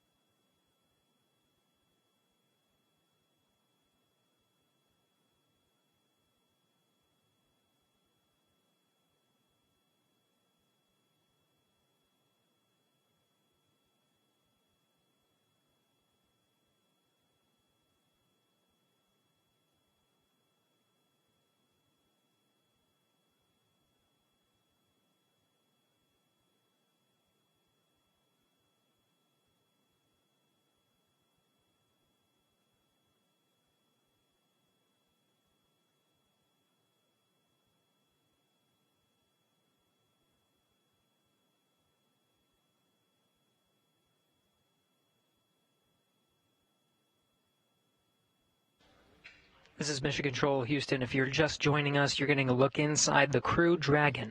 That was Bob Bankhead seated on the right side, the pilot seat, or the Joint Operations Mission Commander seat for Demo 2.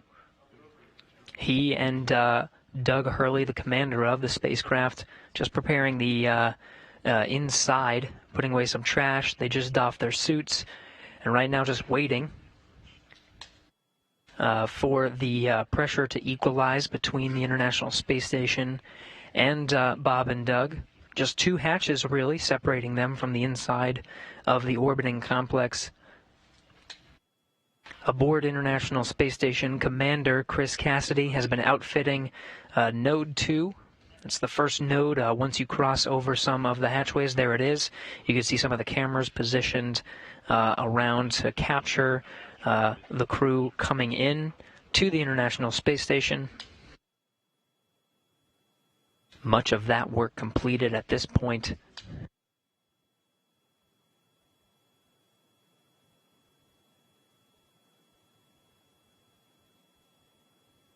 Really, at this point, just waiting for good leak checks between Station and Dragon.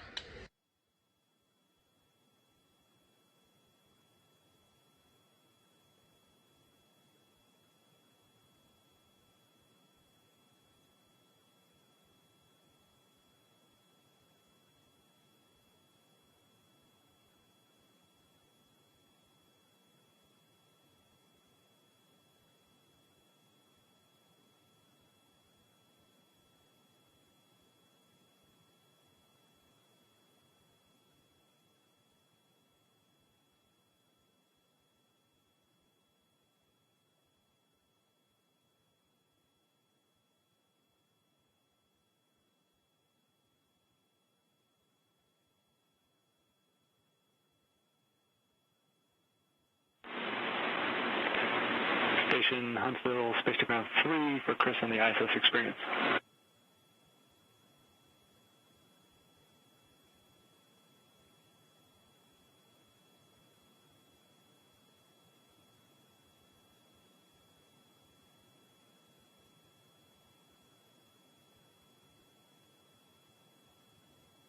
Head on 3.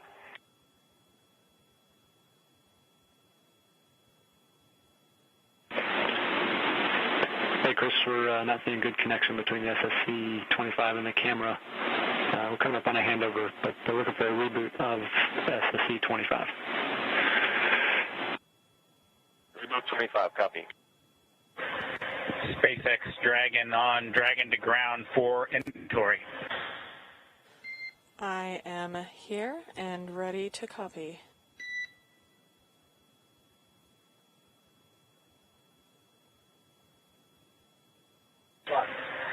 Okay, Anna, we'll start with location 9 from bag 203.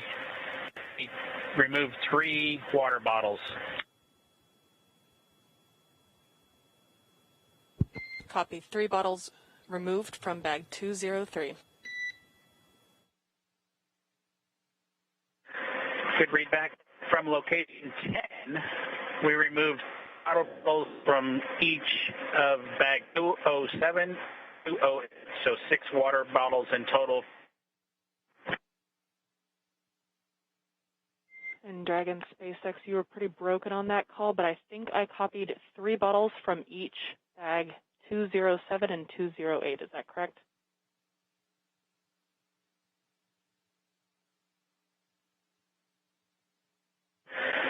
That is a good readback, Anna. I copy.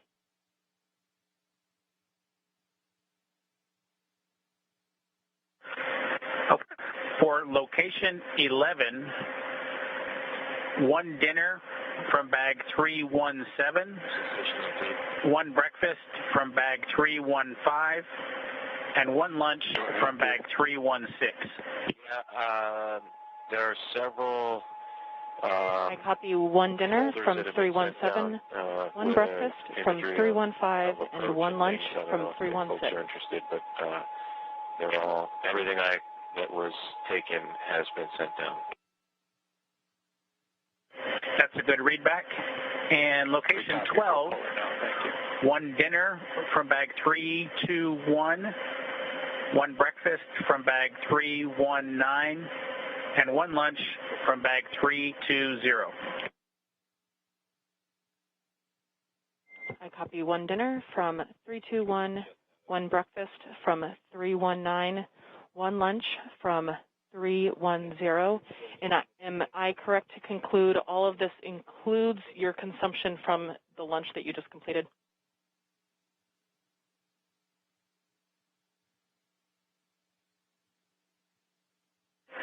That's correct, Anna. We've finished eating, and the lunch we just completed is a good, complete list of what I've read down to you so far. The only thing we have remaining is the flush of the waste system here, and we'll do that with a water bottle and report when we do that a little bit later. Copy. That sounds like a perfect plan. Thank you so much.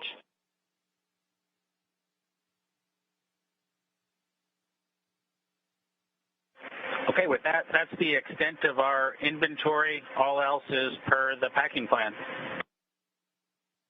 Copy all else from per the packing plan.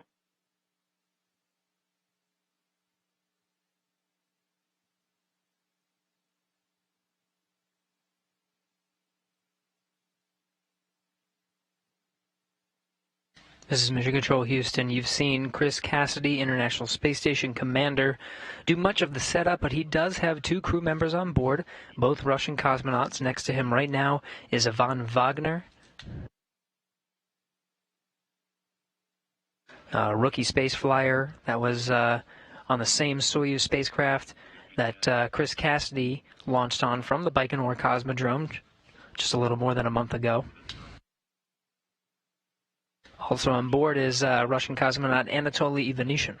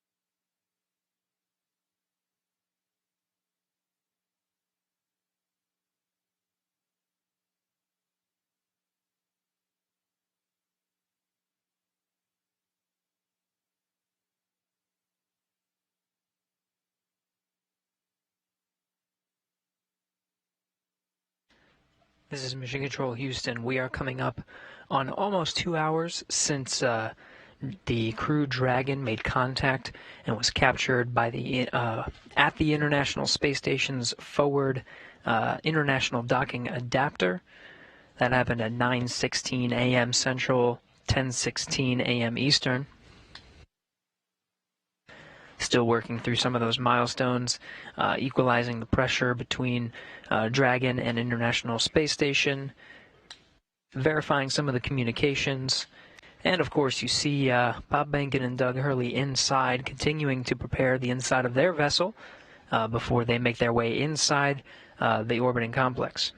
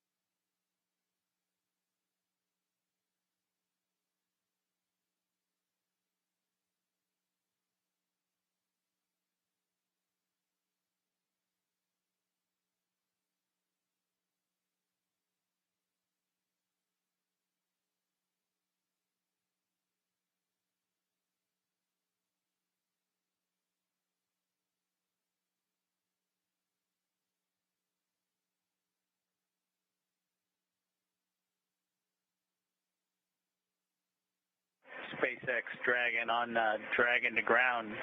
Do you mind taking the cameras down for just a few minutes here? We will put that in work and let you know when it's done.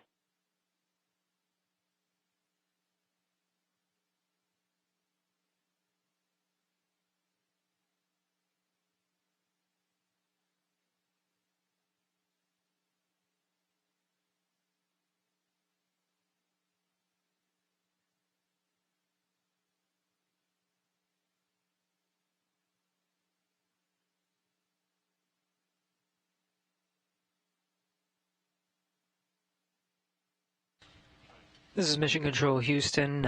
You heard the call from Bob Behnken, Joint Operations Mission Commander of the Demo 2 mission, taking down some of those video feeds. We're still waiting for some of those milestones to pass before actually opening the hatch.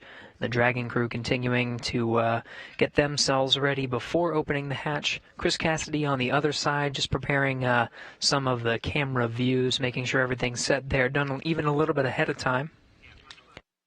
We do have confirmation that there is a good data connection path between Dragon and the International Space Station. Some of those checks underway next.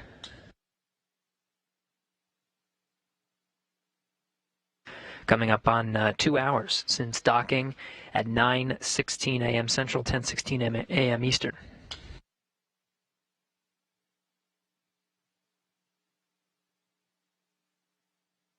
Space Station on 3.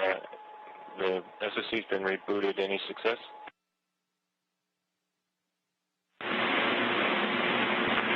Hey, Chris, we see good connection between the SSC and the camera, and we're just performing the calibration now. We'll start recording shortly. Thanks for your help.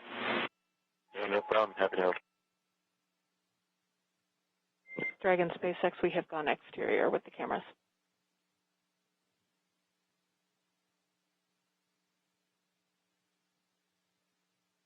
Dragon copy, thanks.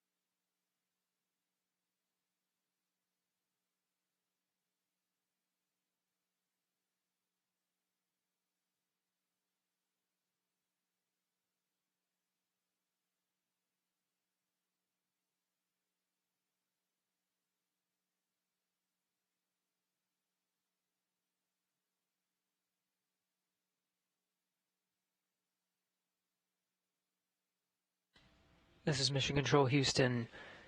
Again, you're getting a look at the inside of the International Space Station. That's NASA astronaut Chris Cassidy, commander of Expedition 63.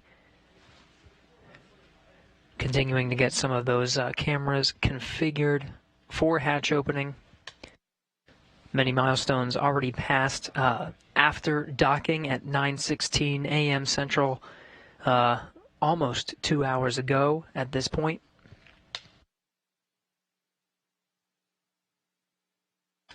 At the time of docking, the International Space Station was on Russian thrusters. After contact and capture, was moved over to control moment gyro, stabilization and attitude control. Now back to its standard configuration of thrusters and control moment gyros. After an umbilical connecting Dragon to the International Space Station was established, we did get confirmation of good power flowing from the International Space Station to Dragon. Dragon now relying on station power. We did get confirmation of good data transmission. And of course, the teams here on the ground, both here in Houston and in Hawthorne, troubleshooting some of the communication to make sure that is ready to go prior to hatch opening. Pressurization between International Space Station and Dragon brought up to the same pressure, 14.7, the same we would find here on Earth. Leak checks are next to confirm the pressure is stabilized between the two vehicles. You see the hatch just on the other side of Chris Cassidy there. That's the hatch to the pressurized mating adapter. There's two more hatches once you go down that hatchway. One is to the International Docking Adapter, and the other is the hatch of Dragon itself.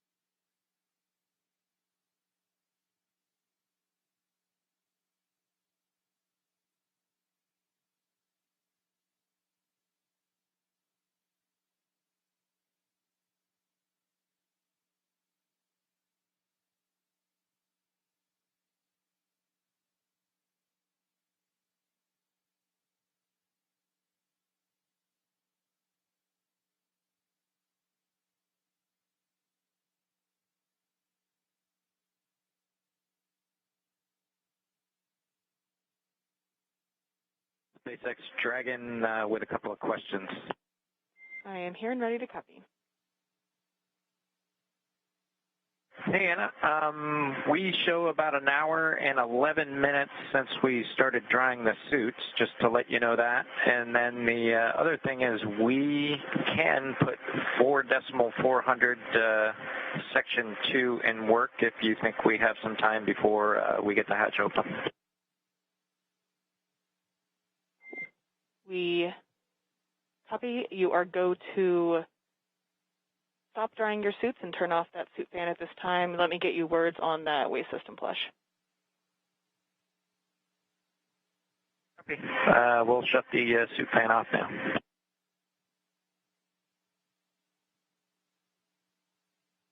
In Dragon SpaceX, we are about a half hour prior to hatch open, so you are go to do that waste system flush if that sounds good to you at this time.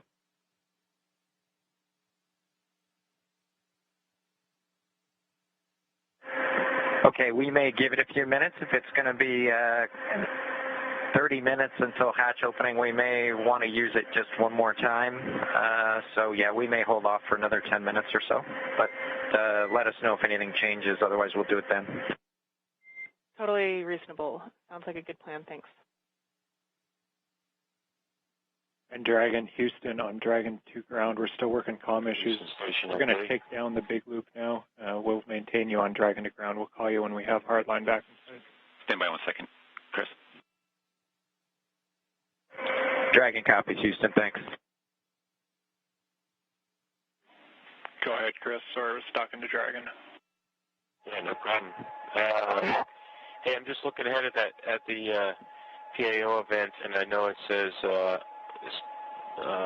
video through the node 2 and space to ground 2 up and down. It would only take me about 1 minute to change back over to the encoder and go do comm the normal way that we do PAO events, if that's something that's preferred. It really is super fast, and I can get you that way in that config real quick if you need it. Later. Copy, Chris. Yeah, copy. Thanks for that. We'll offer it up, and I'll let you know if we want to go that way. Copy. Obviously not urgent or important, just throwing it out there.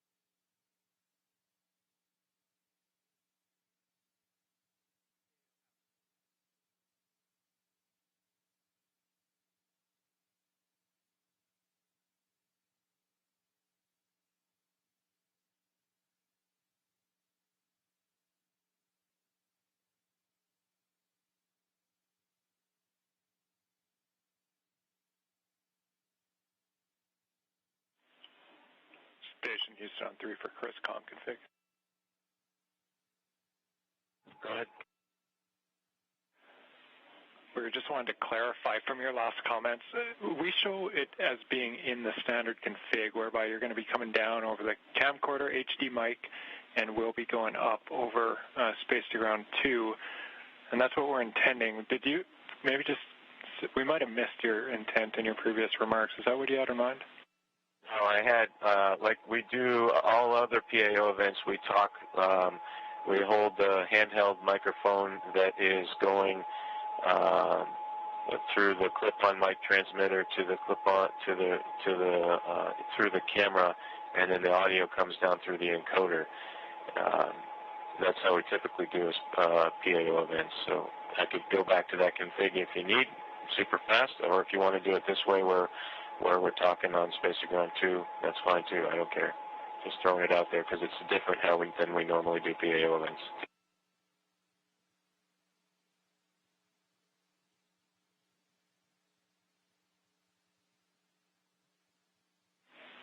Semi.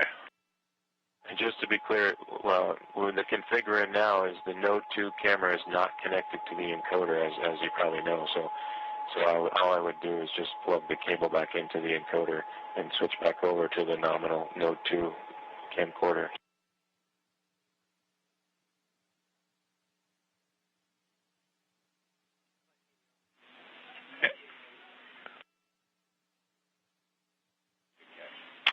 And Chris, that is clear. The camera needs to be plugged into the encoder. So what you're saying is what we need. We don't know where it got swapped up, but the camera should definitely be plugged into the encoder, and audio is coming down via that encoder.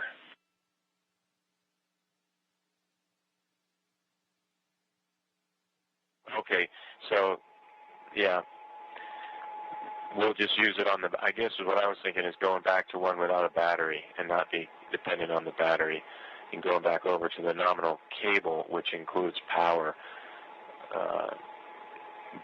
I just get a little leery about relying on these batteries. Gabby, we have Photo TV online, so we're talking to them on the phone right now. Stand by one.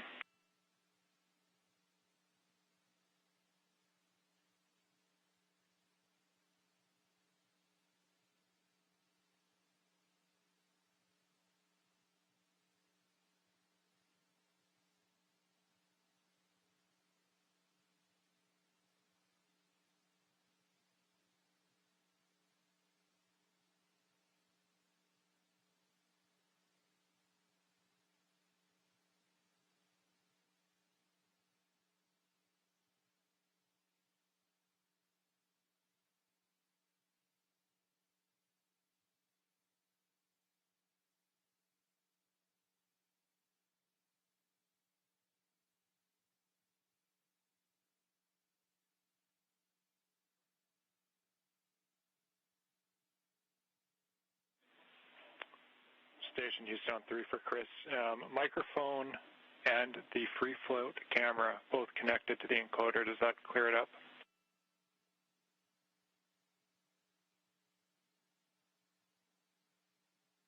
Okay, copy all. You want the free float camera, and we'll use the handheld microphone through the ATU.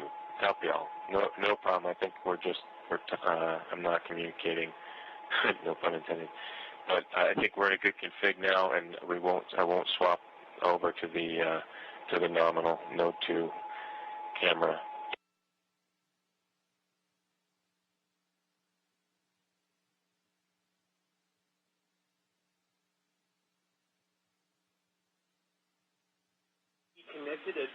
Down by Chris.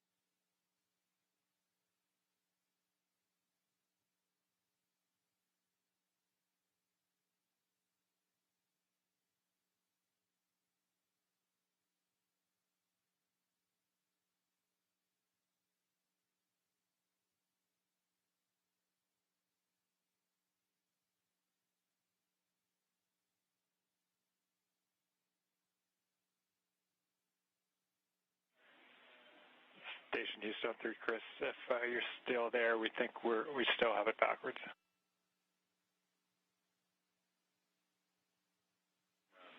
So I see you look. Yeah, I see in the video now. So we still have PAO on the line. Sorry for the confusion, but I think this much is clear. This morning, we moved cameras, we swapped the cameras that were connected to the encoder. What we want now, we're getting video from the free float camera through the encoder, so that's good. We're seeing it right now. What we need, just relaying here, is your lapel mic. That has to go through that new free float camera, so that your mic connects to the free float camera, and then that audio comes down through the encoder. Does that make sense? That's the config it's in right now, and that's all perfect. The only benefit, I guess, I didn't initially make it clear, is if I switch back to the normal cable and the normal camera, we're not dependent on a battery power on the camera. I just am worried that throughout this whole event, we're gonna that all of a sudden the battery's gonna go out. If I go back to the normal SpaceX Dragon on Dragon to ground.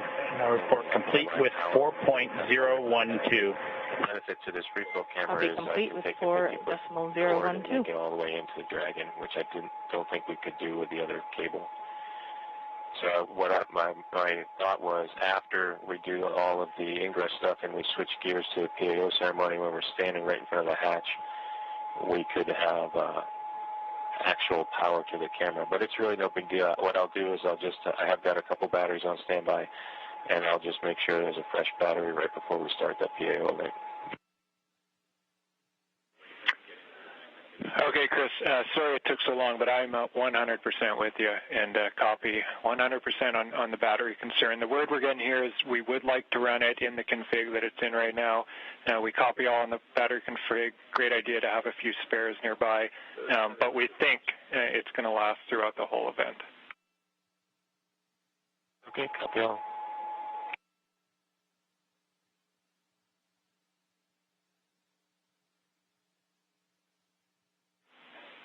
And Station Houston on 3 for Chris. With that out of the way, you have a go when able for your 1615 activity. 1615, that's your go for steps 3 and 4 in 2.102 Crew Dragon ISS arrival. Okay, 1615 activity, in work.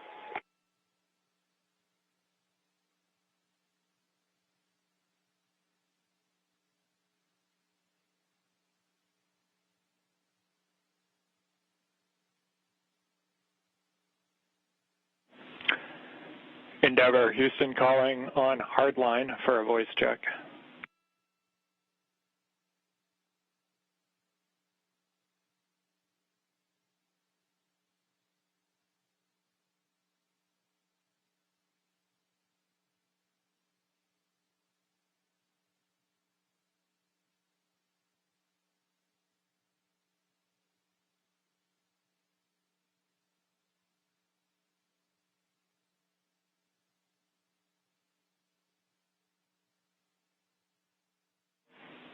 Endeavour, Houston calling via hardline for a voice check.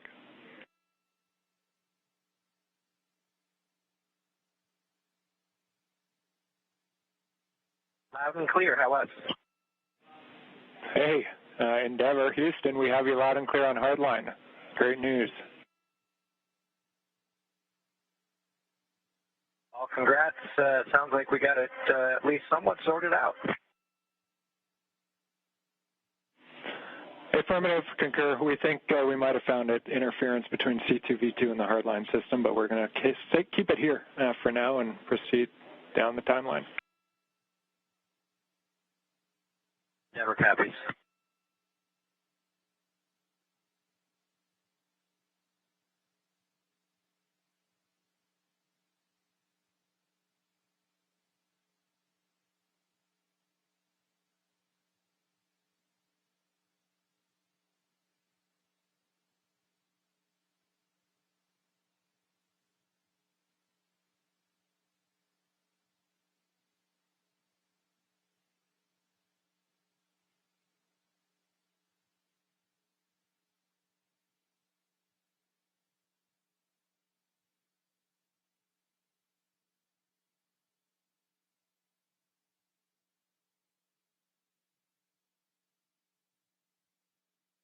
Houston on 3, hey, can you back me up on the PDT? Will do, we're checking.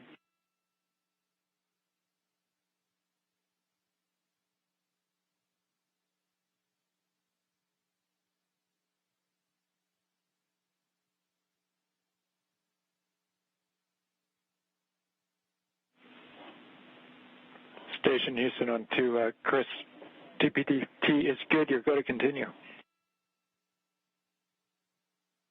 Copy, thanks.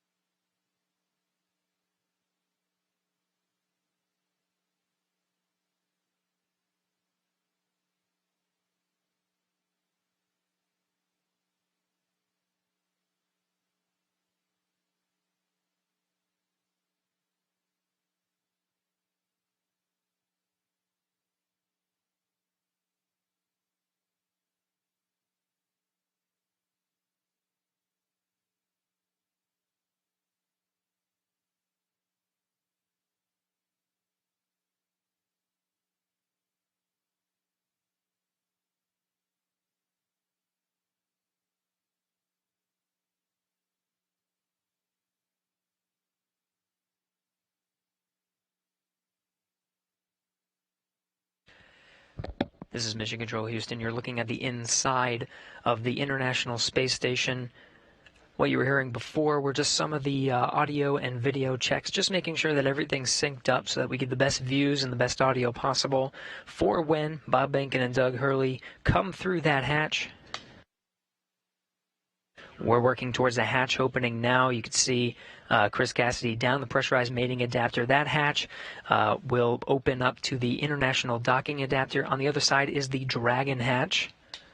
Cassidy working through those procedures after pressure equalization was complete.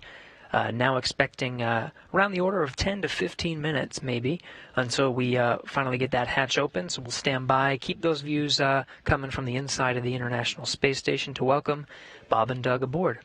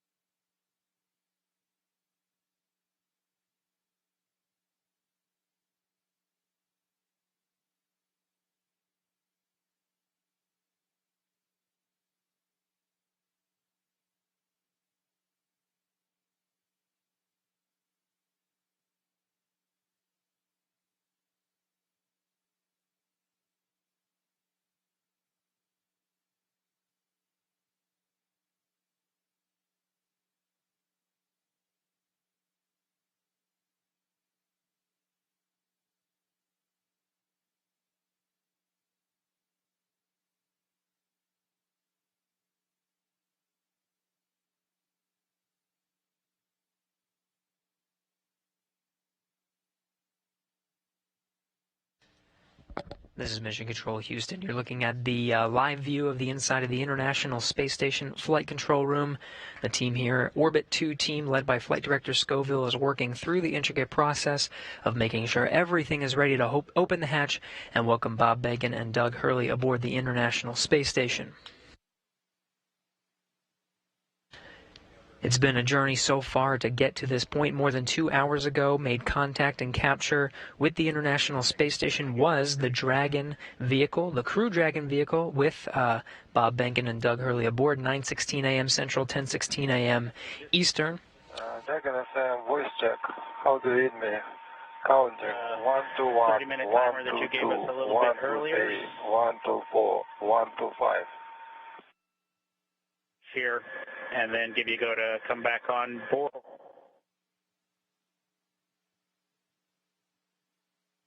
In Dragon SpaceX, you were pretty broken in that previous call. Here's some stations with ground 2. I don't hear Dragon. I think you're being summoned by the Russian crew.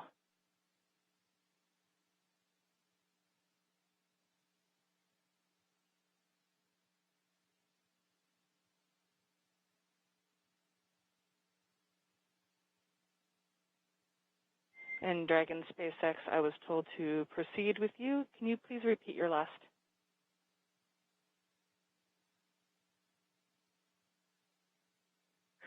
Yeah, Anna, just wanted to double check with you to make sure you had copied our last and that we were still good on that estimated timer that you gave us for 30 minutes. It looks like we've got about 10 minutes left.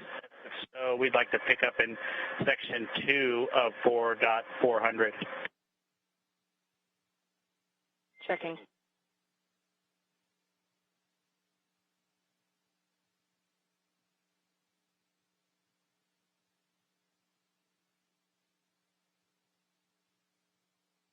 This is Mission Control Houston. Chris Cassidy opens the hatch to the International Docking Adapter, 11:37 a.m. Central Time. Station and Dragon flying together, 267 statute miles over the South Pacific. This is a view from the camera at the forward end of Dragon. 20 minutes until Dragon hatch opened, and the APAS hatch was just opened.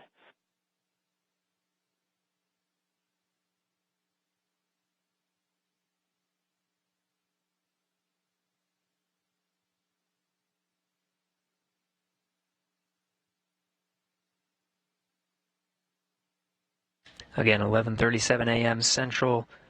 The hatch to the International Docking Adapter was open. You see Chris Cassidy there poking his head in. That's the camera at the forward end of the Dragon. Now only one hatch separating Bob Behnken, Doug Hurley from Chris Cassidy, who you're seeing here from those Dragon views. Expected time to open that hatch is about 20 minutes from now.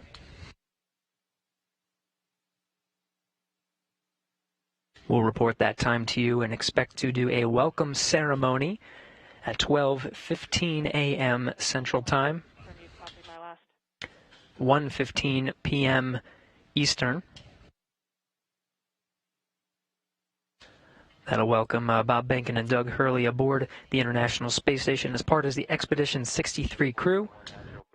We'll get to hear some words from them and have some VIPs here in Mission Control Houston to provide words to the teams that oversaw the entire mission and the crew aboard the International Space Station.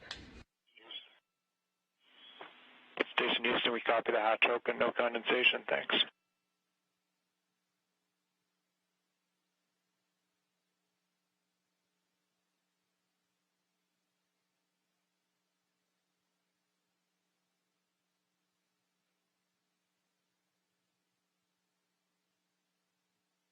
Dragon SpaceX on Dragon to ground, comm check.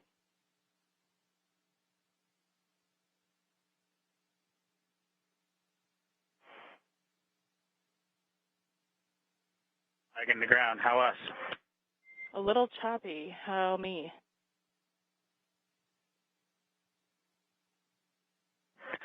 You are loud and clear. We'll put section 2 of 4.400 in work. We copy all, thank you, and please give Anatoly a call on Big Loop.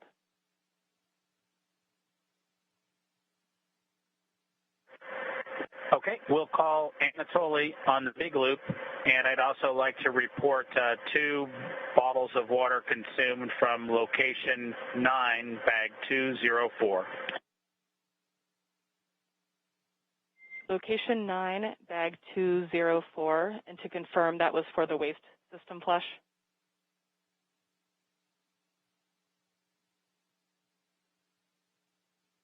1 for the waste system.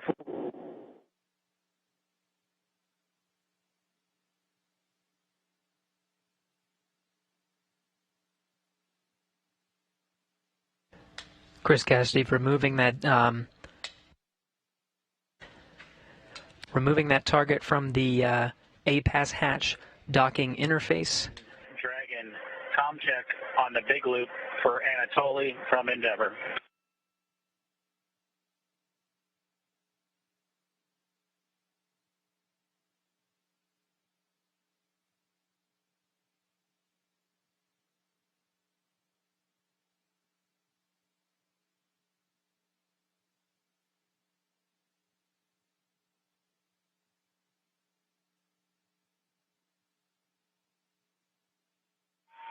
Dragon FM voice check. How to read me? Counting 1 to 1, 1 to 2, 1 to 3, 1 to 4, 1 to 5. Anatoly, Endeavour has you loud and clear. How copy? Copy, Houston. They have me loud and clear. Good to hear your voice.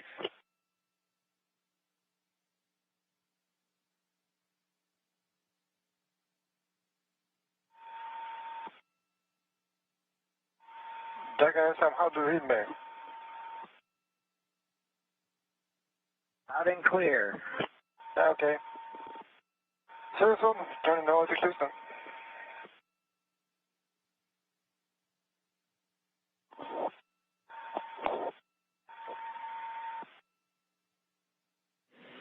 And all players from Houston, that completes the comm checks. Thank you. Copy. Copy.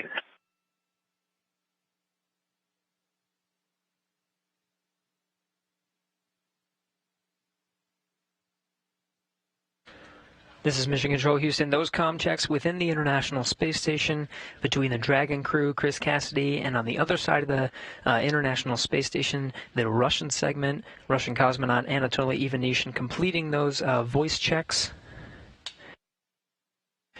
You can see Cassidy continuing to outfit the hatch, just clearing the space and providing some padding and removing that docking target from the APAS hatch.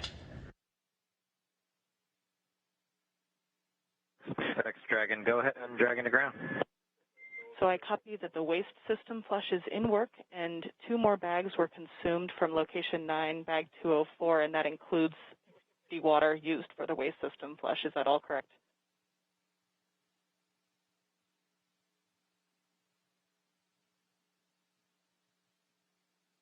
From bag 204, one of which Bob is in the process of consuming, and the other will be for the waste flush. That is correct. Perfect. Thanks for clarifying. And secondly, do we have your permission to come back on board with video? Negative. We're going to need about 2 minutes. We're just wrapping up ops here right now. Copy. 2 more minutes. We will await your confirmation.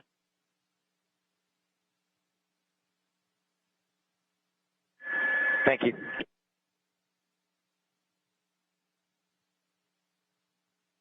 Still getting views from the infrared camera that's located right at the center of the Dragon hatch, looking at Chris Cassidy, International Space Station Commander, outfitting that hatch, getting ready for Bob and Doug to arrive. You're hearing communications over Dragon to ground.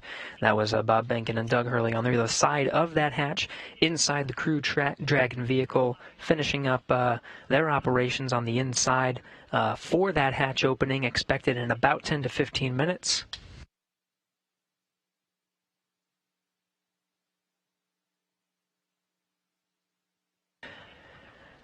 Again, it's been a process to get to this point.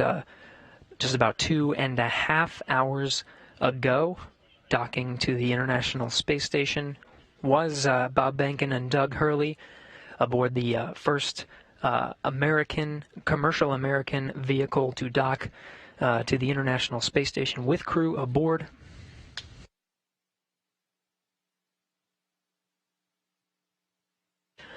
Again, we're expecting about 10 to 15 minutes to open up that hatch One more hatch separating Bob Behnken and Doug Hurley from the inside of the International Space Station. Still looking at Cassidy doing some of the prep work for that hatch.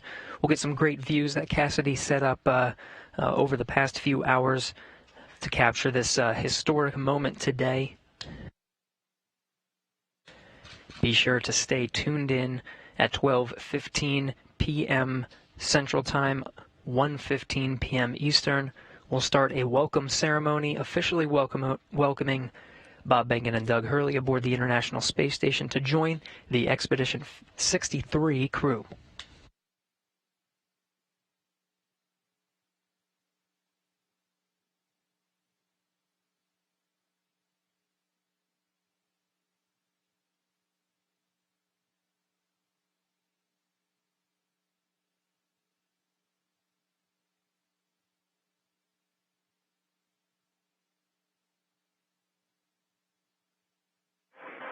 SpaceX Dragon on Dragon to ground.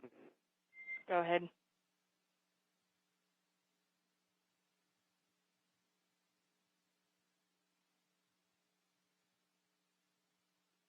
Anna, you're clear to come on board.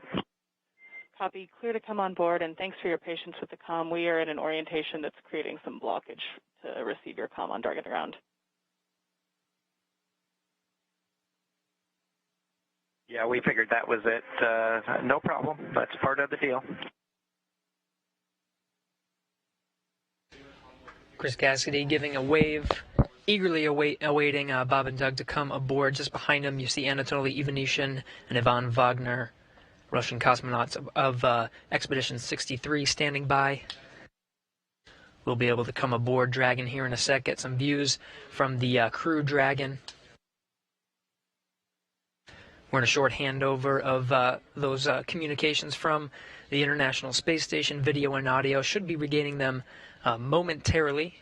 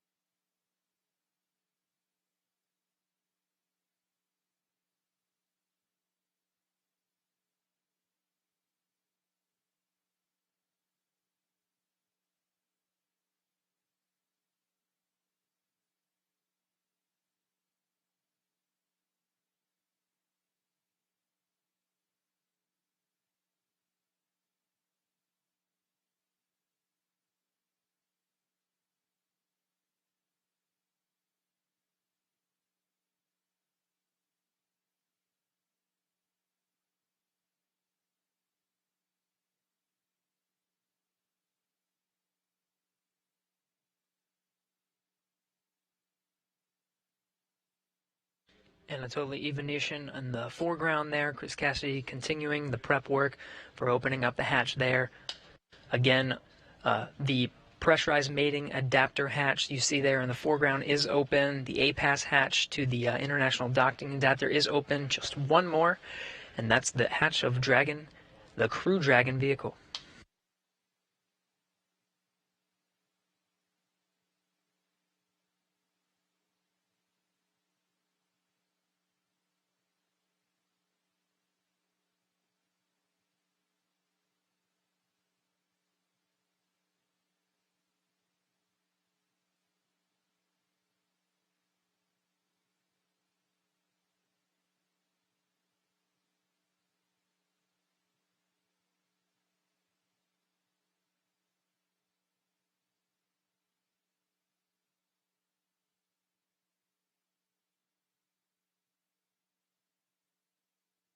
Houston Station, space to ground 2.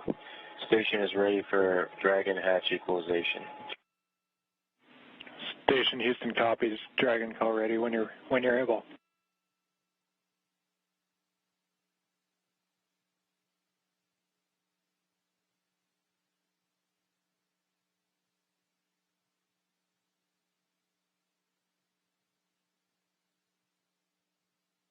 Houston, Dragon, go ahead. And Dragon, Houston, just looking to confirm that you're ready for hatch equalization.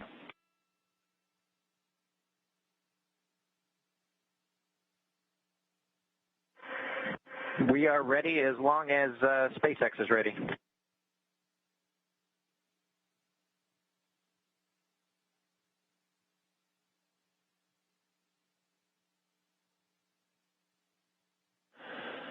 Okay, Station and Endeavour, stand by for equalization. We're putting it in work. Expected equalization time, 4 minutes.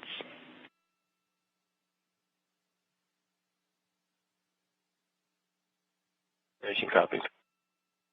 Endeavour copies.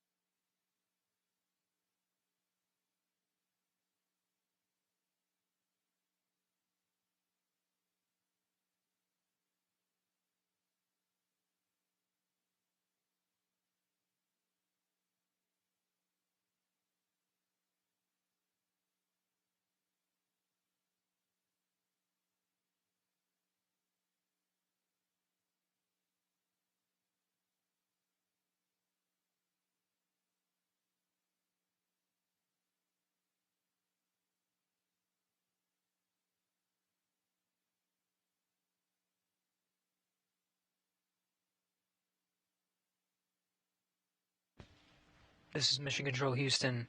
We're continuing to equalize the pressure of that last hatch. Behind that hatch is Bob Behnken and Doug Hurley aboard the Crew Dragon spacecraft. We are moments away from opening the hatch and welcoming them aboard the International Space Station.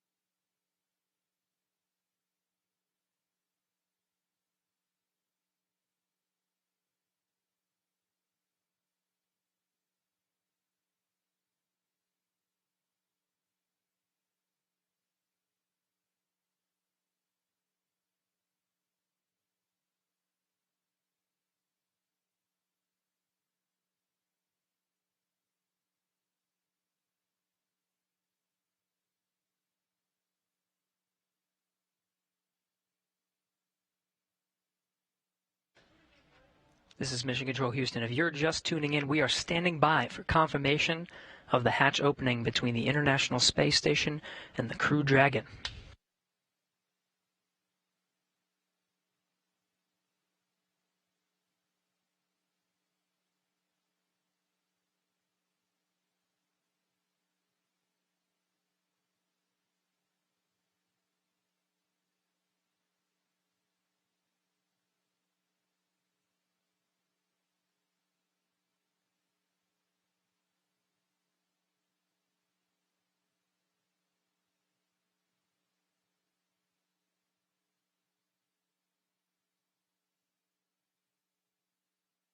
There's the hatch to the Crew Dragon. Seeing Doug Hurley through the glass on the other side.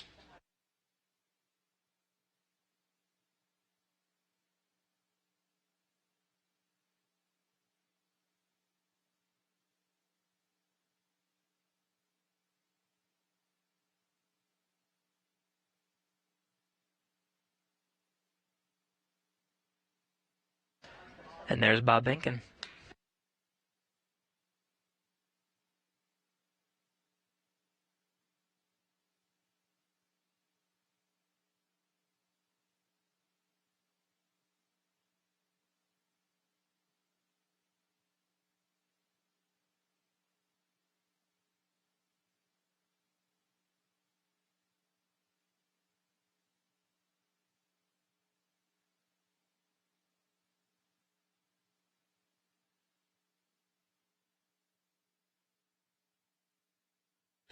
Still equalizing that pressure between the Crew Dragon and International Space Station, just moments away.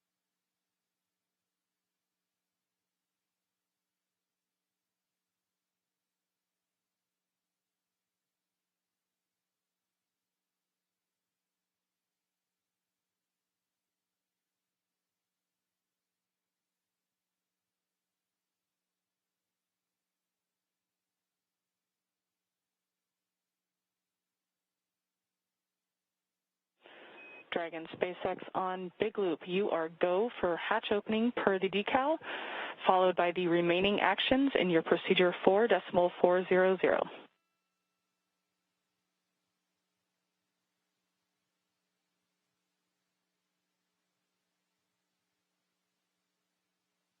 Dragon copies. Go for hatch opening and remaining steps in 4.400.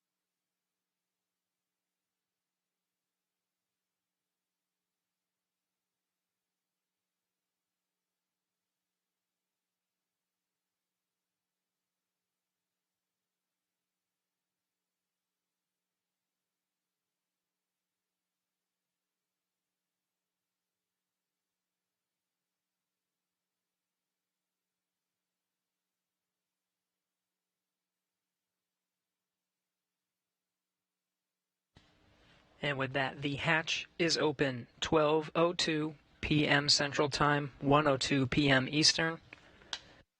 Bob Behnken and Doug Hurley opened the hatch to the International Space Station after launching from American soil on a U.S. vehicle for the first time in 9 years, the first time ever for a commercially built spacecraft.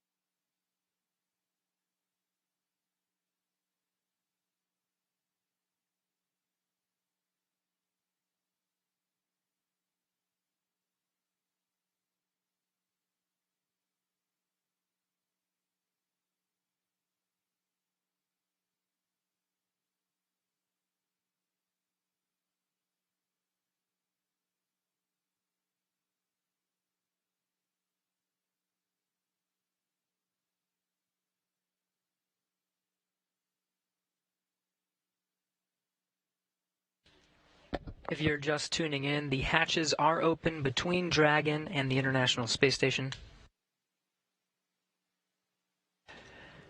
International Space Station Commander Chris Cassidy now talking with Doug Hurley and Bob Behnken aboard the Crew Dragon spacecraft. That hatch open at 12:02 p.m. Central, 1:02 p.m. Eastern.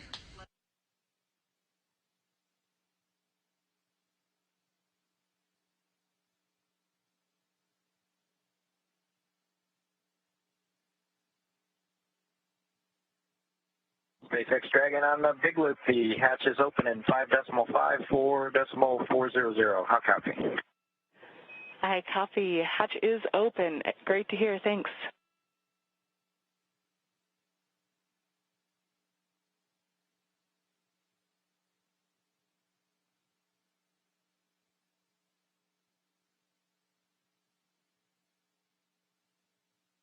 And SpaceX Dragon in 5.9, we're going to exit out of 4.400 and transition to 2.102 Crew Dragon ISS arrival through the hatch opening.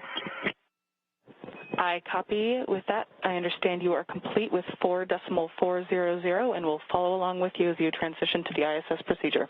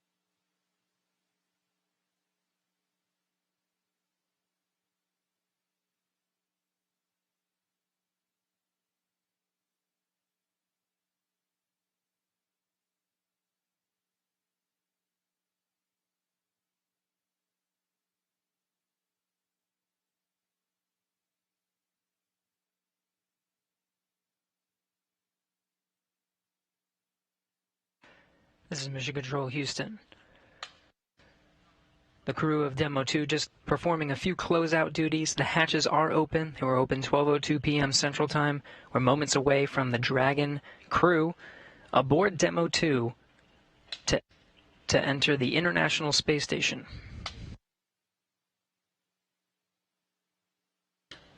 It'll be the first time that Americans will enter the International Space Station on a rocket launched from U.S. soil, built by an American company. The first time ever Americans will enter from a commercially built spacecraft.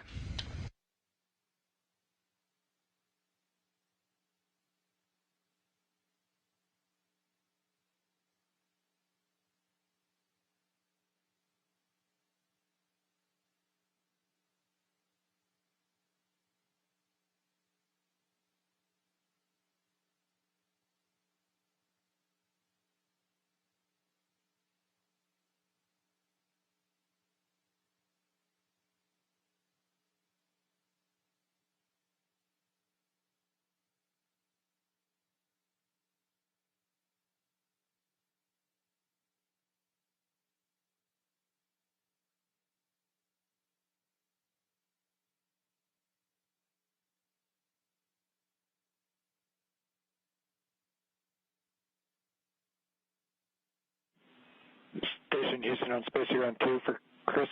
When you're able, we're just looking for a quick voice check on the mic.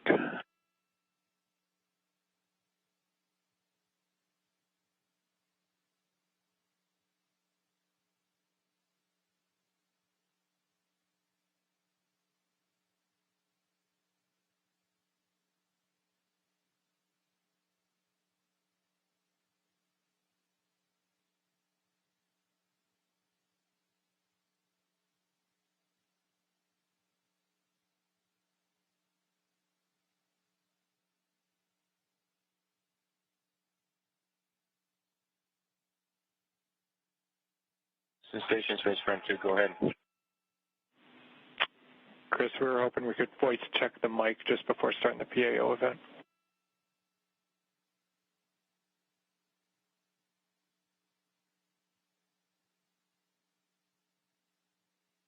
Okay, copy that.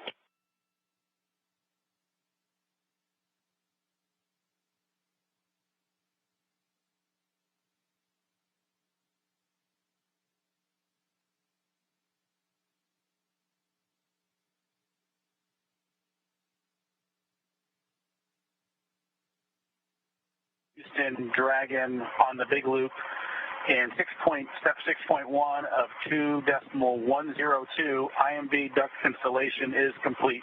Go for IMB fan activation. Houston copies, go for IMB fan activation. That's in work.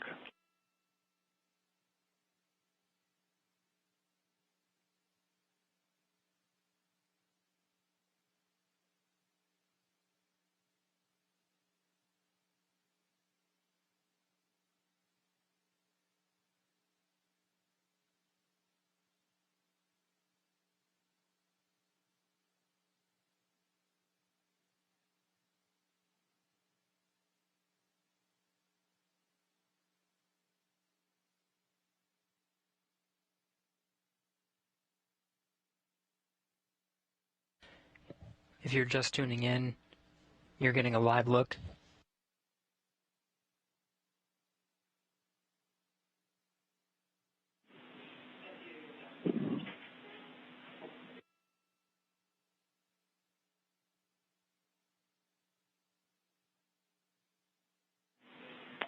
Station Houston on two things. Chris, we did hear you over the PAO side of things. That was a good voice check. We might ask you for one more. And then for the Dragon crew, you also have a go for 6.3. That's opening the location 23 and checking for debris. Dragon copies 6.3 in work.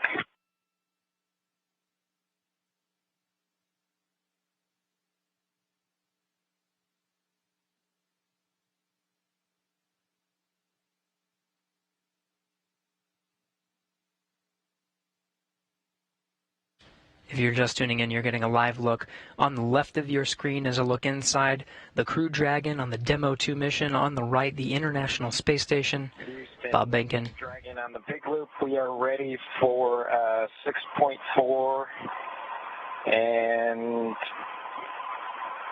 section 4 of the LIO instructions.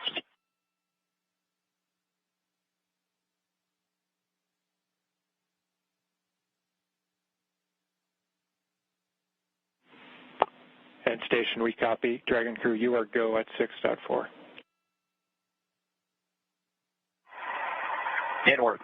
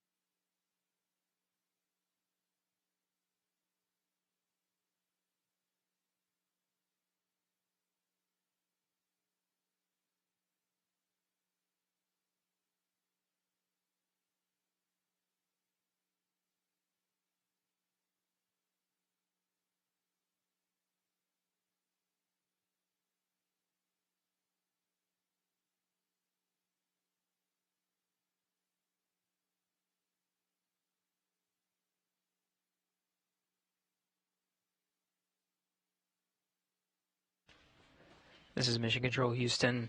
You're getting a live look at the inside of the International Space Station, losing video communication from the International Space Station. It will only be momentary. We'll have those views back to see Bob Behnken and Doug Hurley enter the International Space Station. When they do, it'll be the first time that humans will enter through this hatch for the first time in 9 years.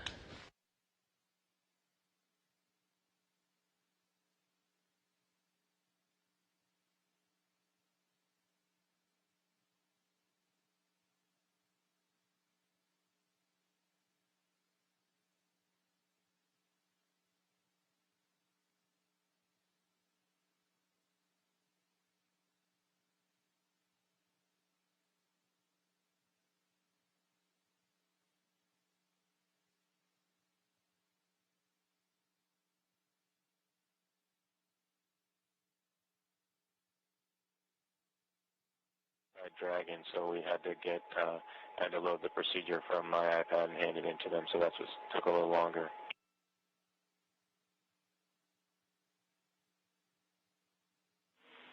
We copy, Chris.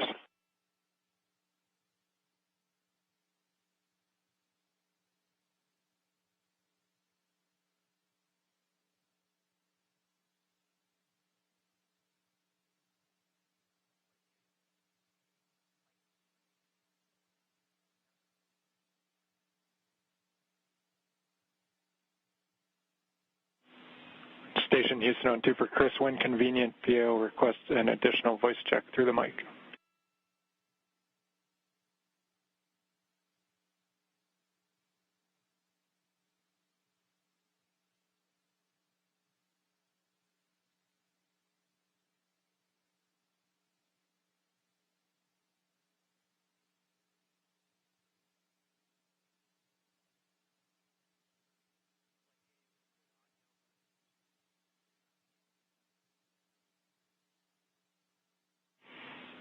And Chris, we're not hearing you in MCC. We are apparently getting it through to PAO. Just stand by.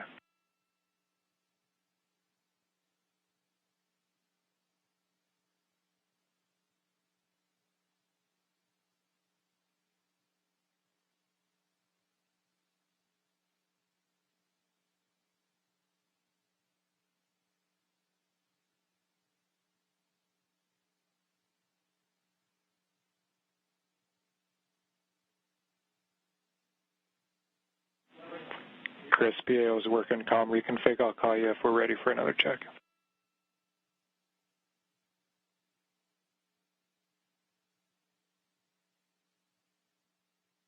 Houston and SpaceX Endeavour in 6.5 LIO cartridge is sealed and installed. SpaceX copies.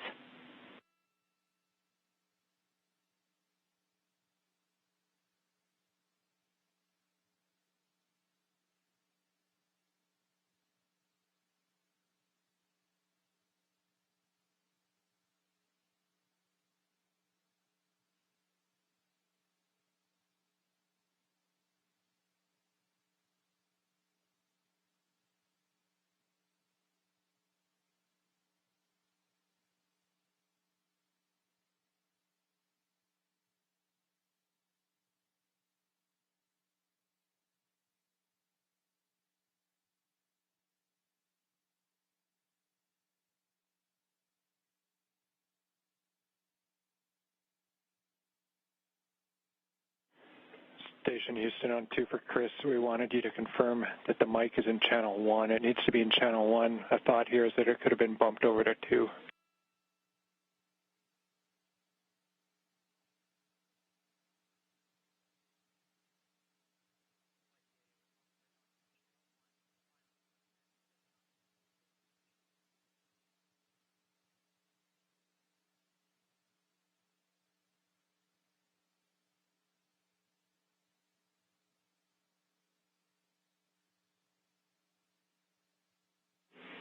And Chris, we see you trying. We're still not hearing you in MCC. We're working on it.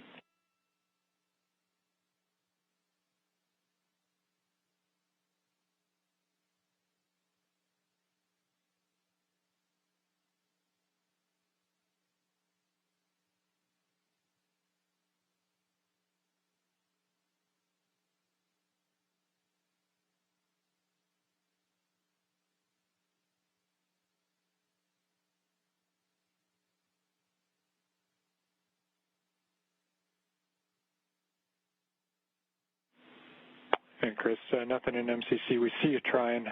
The word here is that as long as that is in channel 1, any problems past that point are on our end, so we're looking into it. We'll be right back to you.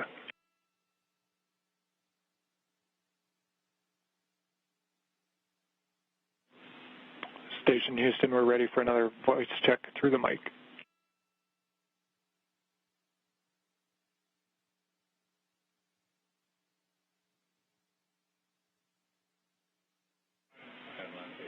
Station Houston, we have you loud and clear through the mic. Thank you.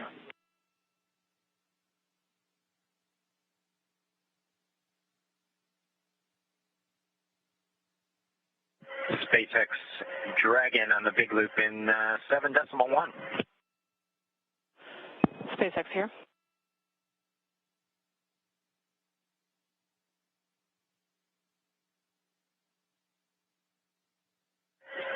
Okay, Anna, in 7.1, it appears that the ABV inner Bravo is open, as well as the PPRV ISO valve.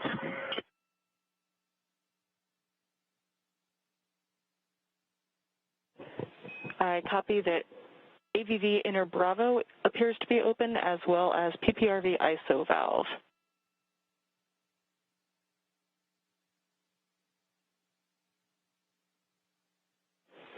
Go ahead and cycle them to close if you're good with that call.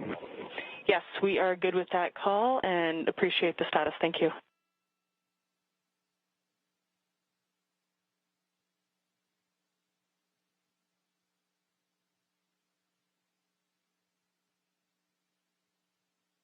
This is Mission Control Houston. If you're just tuning in, hatches were open at 12:02 p.m. Central Time. We are moments away from Bob Behnken and Doug Hurley entering the International Space Station.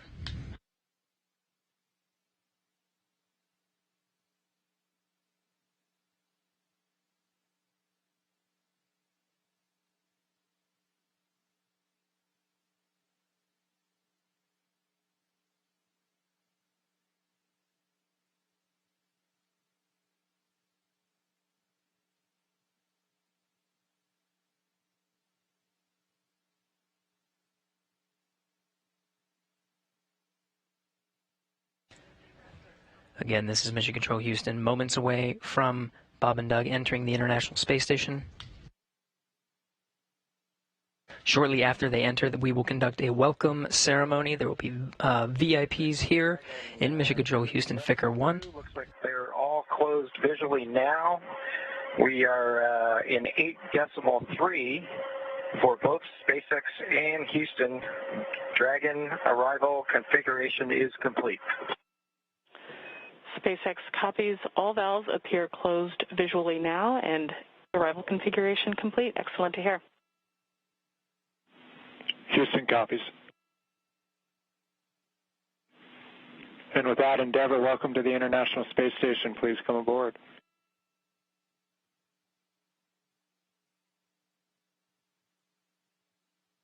Endeavour copies with pleasure. We'll be there in a second.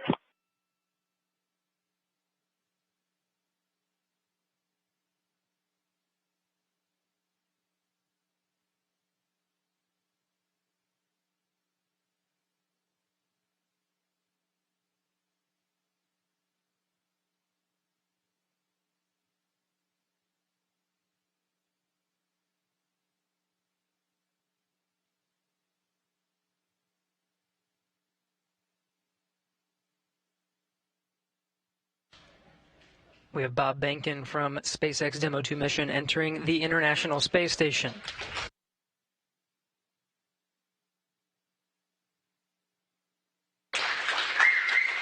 Followed by Doug Hurley.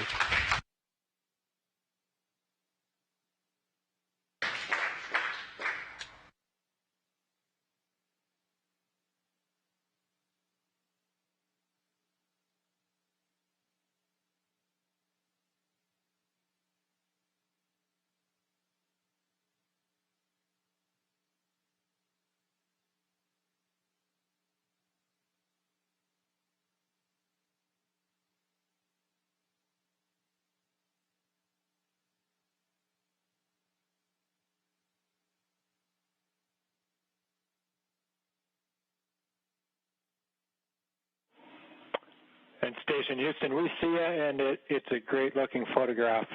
So thanks for that. Stand by one. We'll call you when we're ready for the event in the next few seconds.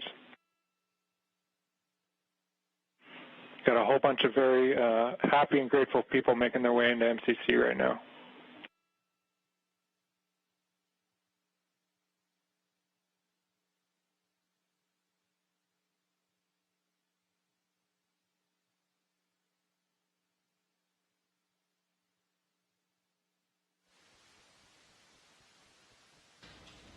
Demo 2 crew now aboard the International Space Station. They entered at 12:22 p.m. Central Time.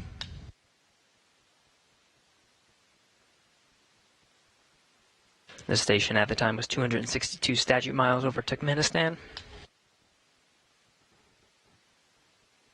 Crew all gathered in front of the cameras at the Node 2 forward end of the International Space Station. Just behind them is the hatchway to the Crew Dragon on this Demo 2 mission. We're standing by for a welcome ceremony. We'll have VIPs here in Mission Control Houston ready to greet the crew.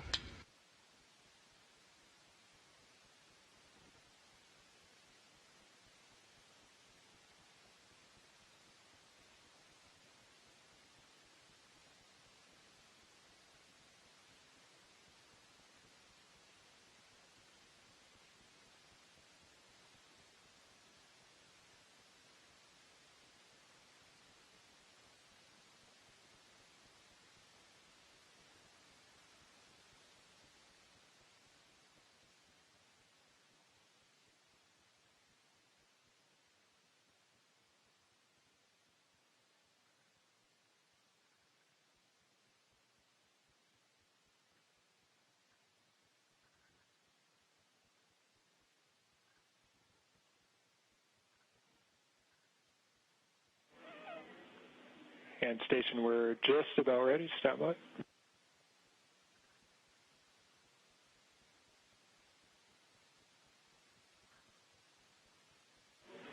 right, Station, it's Houston on Space Ground 2. Confirm that you are ready for the event.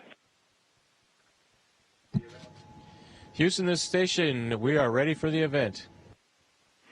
Copy that. And, sir, Administrator Bridenstine, welcome to MCC. Please call Station for a voice check. Station, this is the NASA Administrator. Can you hear me? We hear you loud and clear, sir. Welcome to the space station. Thank you, Chris. It's good to see you. And welcome to Bob and Doug. I will tell you, the whole world saw this mission, and we are so, so proud of everything you have done for our country and, in fact, to inspire the world.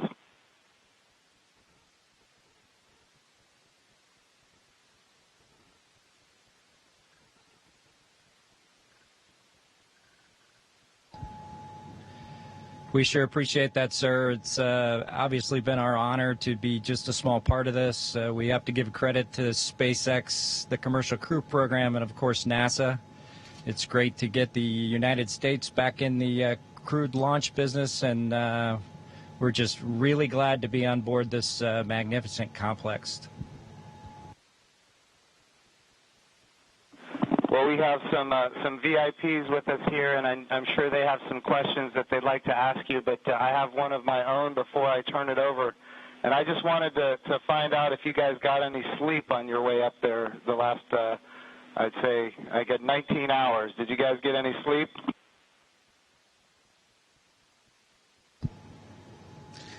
Yeah, I think a lot of folks in Hawthorne were asking the same question, sir, but we did get probably a good 7 hours or so opportunity for sleep, and I did succeed at sleep, and Doug did as well. So the first night is always a little bit of a challenge, but the Dragon was a slick vehicle, and we had good airflow, and so we had a excellent evening, and just excited to be back in low Earth orbit again. Amazing. Well, one of the people that is here with us today is Senator Ted Cruz, and of course he's a huge advocate of America's space program, and he's been somebody who has helped us so much as we transition from one administration to the next administration. And the reason missions like this can have success is because of continuity of purpose. And Senator Ted Cruz was a leader on a bill called the the NASA Transition Authorization Act. And because of that, we have had a lot of political support, and we're very grateful for his leadership. Senator Cruz, would you like to say a few words? Well, congratulations, gentlemen. The eyes of the world are upon you, and everyone is proud of you. All of America is watching you, and today and yesterday represent big, big days. We're looking at a decade since we've had American astronauts launched on an American ship from American soil. And I can tell you I sat with my wife and kids in our living room watching on TV yesterday, and I suspect we did what just about everyone watching did, including both of you, which is held our breath as it took off. And we're glad to see you've landed safely. We're glad to see you've docked. And so let me ask you, that Dragon is an amazing vehicle. How does she handle?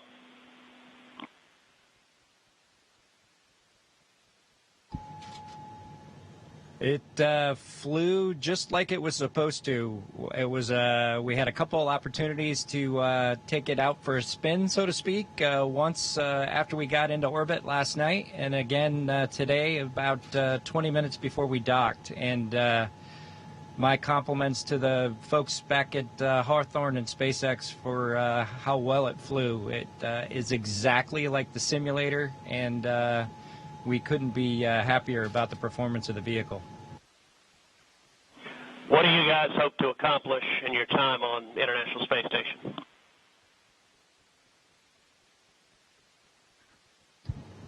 Well, while we're on board the space station, of course, with the new spacecraft, we do hope to put her through her paces, and so the good ship Endeavour is going to get a lot of checkout over the next week or two here, and hopefully we'll be able to declare her operational, and Doug and I will be able to take some burden off of Chris and his crewmates, Ivan and Anatoly, so that we can keep the space station operating at its peak possibilities. So we're looking forward to contributing any way that we can, and like I said, trying to keep space station as productive as possible.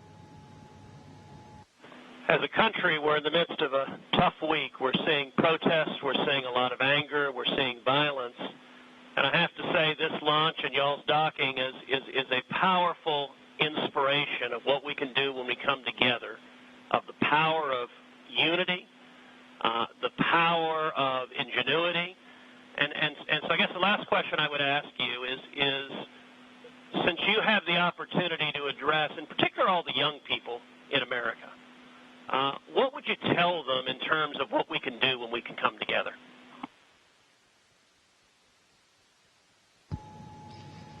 You know, that's a great question. 9 years ago, just about exactly 9 years ago, we docked with Atlantis on STS-135, the last flight of the Space Shuttle program, a 30-year program. And folks at SpaceX, folks at NASA, the Commercial Crew Program put their heads together and worked diligently year after year, making sacrifices, working hard. And then 9 years later, American launch capability was restored, and this is just one effort that we can show for the ages in this dark time that we've had over the past several months to kind of inspire especially the young people in the United States to reach for these lofty goals and work hard and look what you can accomplish. Thank you, gentlemen. God bless you. Thank you, Thank you, Senator sir. Cruz. We have another very special guest here that represents the Johnson Space Center. And, of course, it's my good friend from the House of Representatives, Dr. Brian Babin. And I want to be clear, he also was a big part of the NASA Transition Authorization Act, which gave us the continuity of purpose to make this happen today. So, gentlemen, here is Dr. Brian Babin from the state of Texas. Thank you. So great to be with you guys. I was at the launch yesterday. I just want to say a huge congratulations. And, you know, there was a thunderstorm that blew in about 30 minutes or 45 minutes or so before liftoff. and it was in doubt there for a minute, but it was just an enormous achievement. I just want to say thank you for you guys. Really appreciate what you're doing for America, and the crew that's already been up there, Chris, and your two fellow Russians.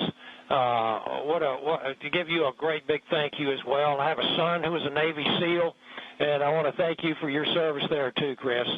And also, I would like to just see what I know you've said that the craft, the Dragon, handled very well, but I want to see how it compares with the space shuttle. If one of you would address that, I would appreciate it.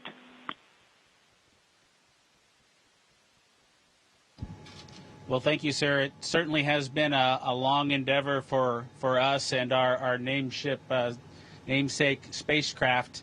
We're proud to have her on board the International Space Station after all that the teams around the country and across America have done to get us here today. As far as a comparison with the space shuttle, both Doug and I took a few minutes while we were accomplishing the approach and docking to, in our spare time, talk a little bit about it.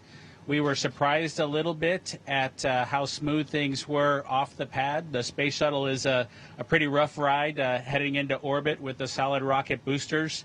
And our expectation was, as we continued with the flight into second stage, that things would basically get a lot smoother than the space shuttle did. But Dragon was huffing and puffing all the way into orbit, and we were definitely driving or riding a Dragon all the way up. And so it was not quite the same ride, the smooth ride, as the space shuttle was up to MECO. A little bit less G's, but a little bit more alive is probably the best way I would describe it.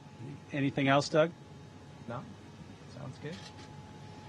Bob, what is MECO?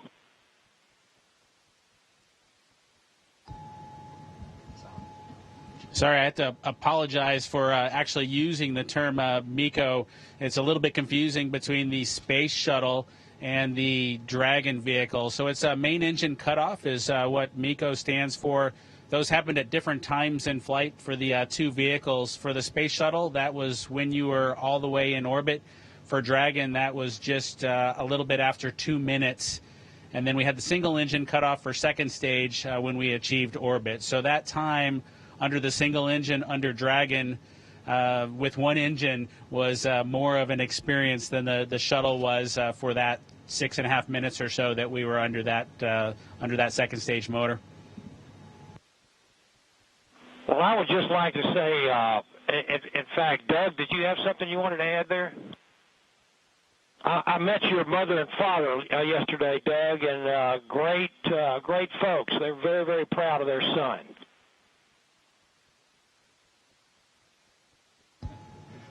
Yeah, that's pretty cool. Hopefully they enjoyed the launch. I know for parents, it can probably be pretty nerve-wracking for them to experience a launch. This was their third, so I'm glad everything went okay, and hopefully it was a good show. We haven't obviously heard or seen any video yet, but we're looking forward to seeing the launch replayed sometime. I can assure you that it was a great show. It was one of the treats of my lifetime, I would have to say, and many other folks that were sitting there looking all across the country and even the world.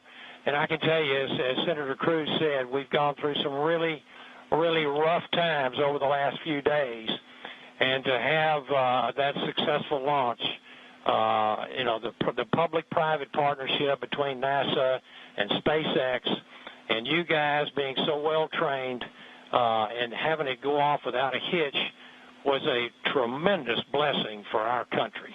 And I can't tell you how many emails and communications I've gotten from people that who were so disturbed by what's been going on, transpiring around the country, to have the great news and the wonderful liftoff and everything going without a hitch. So I just want to say God bless both of you. Thank you so very much. Bless the rest of you folks up there as well. We thank our Russian partners. And Thank you, Chris. Y'all are all in our prayers, and we're looking forward to seeing you successfully complete your mission and back on safely on Earth. God bless.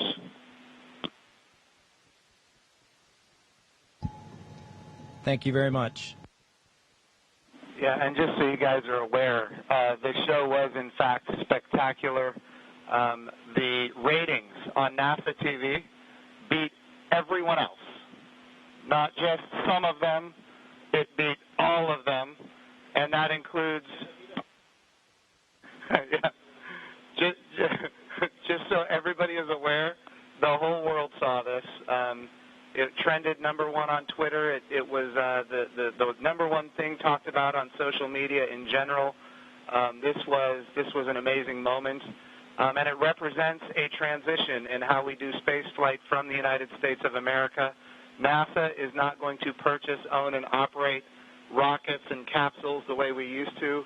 We're going to partner with commercial industry for access to low Earth orbit, and those partnerships are going to enable our providers to get customers that are not NASA and drive down our costs, and we're going to have numerous providers that are competing on cost and innovation and safety, and we're going to have more access to low Earth orbit than ever before. And this business model, now that it's been proven on commercial resupply of the International Space Station, now commercial crew to the International Space Station, this model is going to apply, and I know Senator Cruz has this near and dear to him, when we go to the moon. And, of course, when we go to the moon, it's going to be done because of the great people here at the Johnson Space Center and so many other centers across the United States of America. But when we go to the moon, we're going to land on the surface of the moon with commercial landers. And, of course, we're very proud of the Commercial Lunar Payload Services Program being managed right here out of the Johnson Space Center as well, so that we can take small payloads to the surface of the moon. And all of this is leading up to an amazing day where we have humans living and working for long periods of time on the surface of the moon, but doing it with a purpose, and that purpose, of course, is to go to Mars. Humanity is going to explore more and be able to go further than ever before because of the public-private partnerships. We all know that if the government is creating the demand and the government is creating the supply, we will always be limited. But when we have partners that are interested in exploring commercially and doing the things that are necessary, to get capital investment, then we're all going to end up better. So I want to just say the whole world saw this. This is a new era in human space flight, and we are so grateful for the service of not just our 2 astronauts that embarked on this mission, but the 100,000-plus people that participate in it, in this mission, everything from the suppliers to the main contractors, to the NASA team, the SpaceX team. What an amazing day for our country and, in fact, for the world. I'm going to turn it over for a second to my deputy, Jim Morehard, who's been a great deputy at NASA.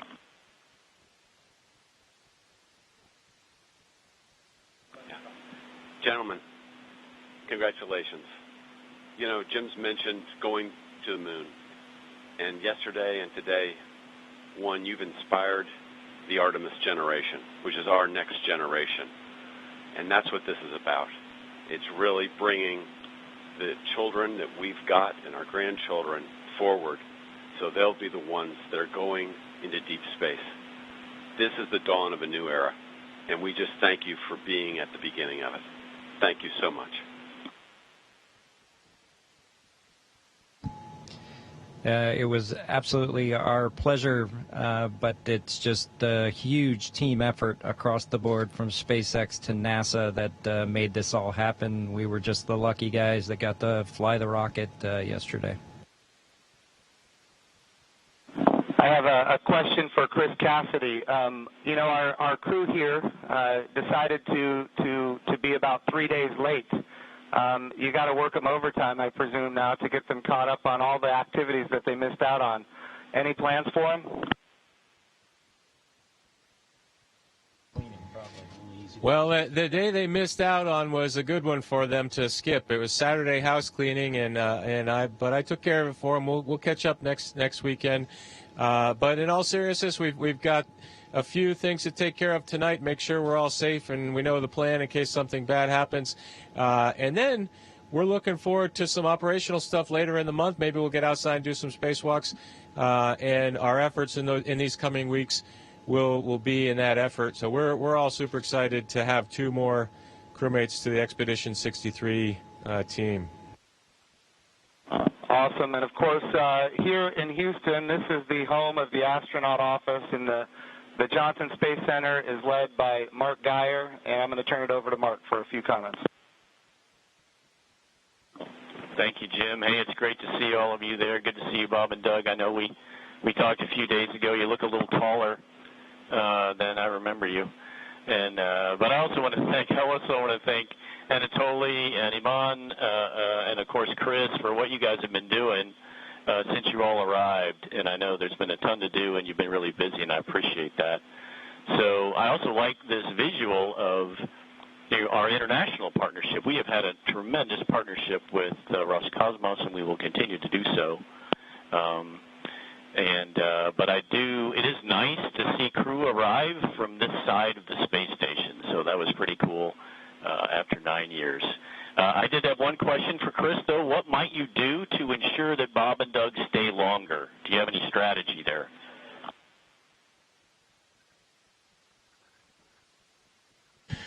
Well, we'll slow down the rate of which I'm eating food, and maybe we can stretch out our consumables a little bit. But that's a great question. We'll have to come up with some conniving scheme here in the next few days. All right, thank you. Thanks, guys. Look forward to greeting the 3 of you eventually back in Ellington after your work is complete. Thank you. And, of course, Mark Geyer has an amazing deputy, Vanessa Weiss, if you'd like to come and say a few words. Thank you, Jim. Hi, guys. You look really good. I just want to say on behalf of everybody here, we just want to thank you. It was an amazing launch, and we love seeing the docking. You guys all look really good. Just thank you for all that you're doing, and we can't wait for you to return, but not too soon. Station wants you to get a lot of work done, so looking forward to all of that. But thank you, and God bless. Thank you, Vanessa. We appreciate that. All right, we also have with us Steve Jerzik, who is the Associate Administrator for the agency. For people who don't know what that is, that, of course, is the Chief Operating Officer of the agency. But he also ran the flight readiness review for this mission. He did really an amazing job, and I can't say enough about his leadership at the agency. Steve, if you'd like to say a few words, ask a few questions.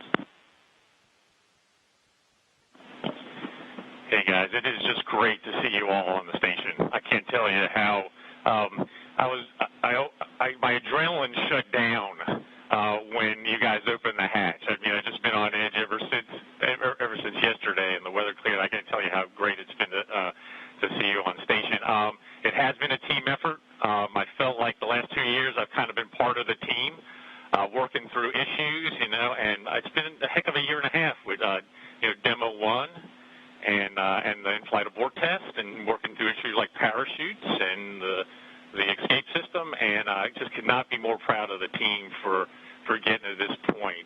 It's amazing, and you obviously have been part of that. I really appreciate you all showing up in Washington, D.C. at our reviews, and because the last thing we do at those reviews is look at you all, because you guys are the risk takers, and make sure you're okay with where we are and where we're headed. So I really, really appreciate that. I really appreciate your active participation in that. And I could not be more, like I said, more proud of the team, and congratulations. And it is awesome to see you guys on station.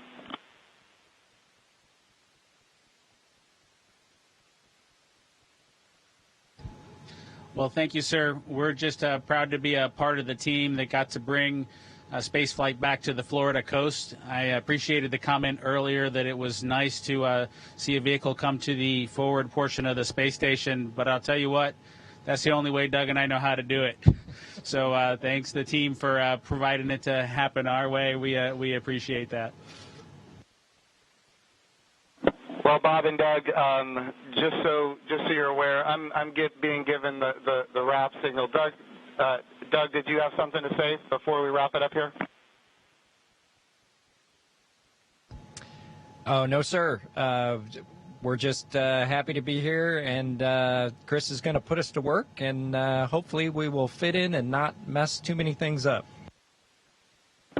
I have no doubt that you guys are going to do amazing work.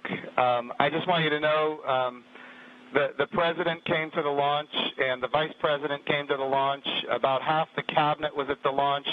We had members of Congress and members of the Senate from both sides of the aisle, and this was an amazing moment of unity for the nation. It was an amazing moment for the whole world to look up.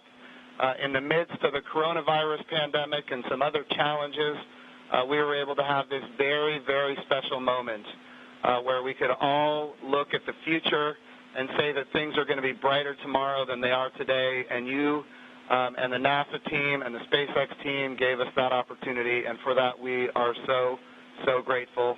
I would also be remiss as the NASA administrator if I didn't promote what comes next. And, of course, this is the beginning. We are now launching to low Earth orbit again, but we will soon be going to the moon. We will be going to the moon sustainably with commercial partners and international partners. We're going to use the resources of the moon to learn how to live and work for long periods of time. Ultimately, we're going to take all of that knowledge and we're going to go to Mars. And, of course, this time when we go to the moon, we go with a very diverse, highly qualified astronaut corps that includes women, which is why we call the program Artemis, named after the twin sister of Apollo, and she, in Greek mythology, was the goddess of the moon. This is the beginning. There is so much more to come, and I'm glad that our representatives of the Johnson Space Center are here because we're going to be asking them to fund this project. and what an amazing day that you guys have given us. So thank you from not just me and the people here, but from the United States of America and people all around the world. I'm more popular on Twitter than I've ever been, and it's because of you guys. Thank you.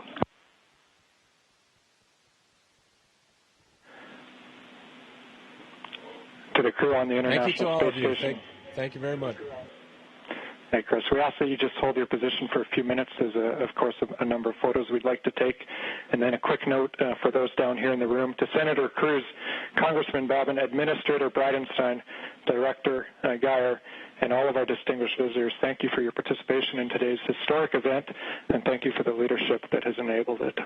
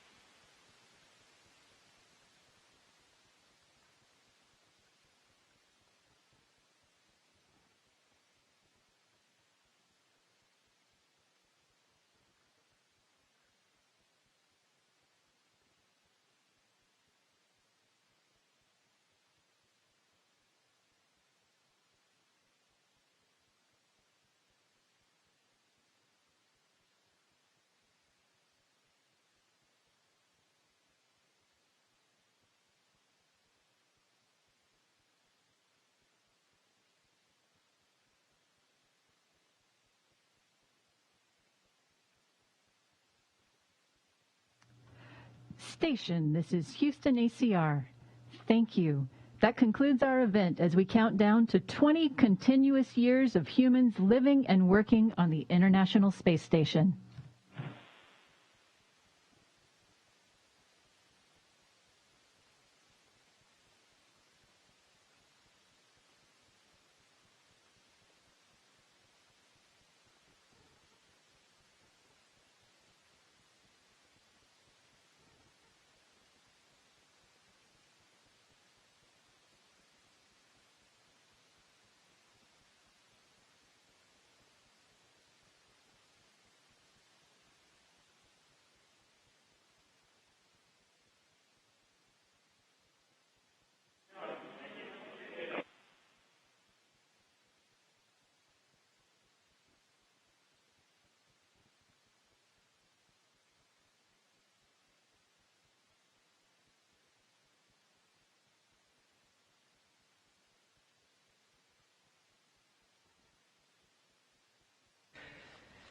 That concludes our coverage of the SpaceX Demo 2 mission in conjunction with NASA.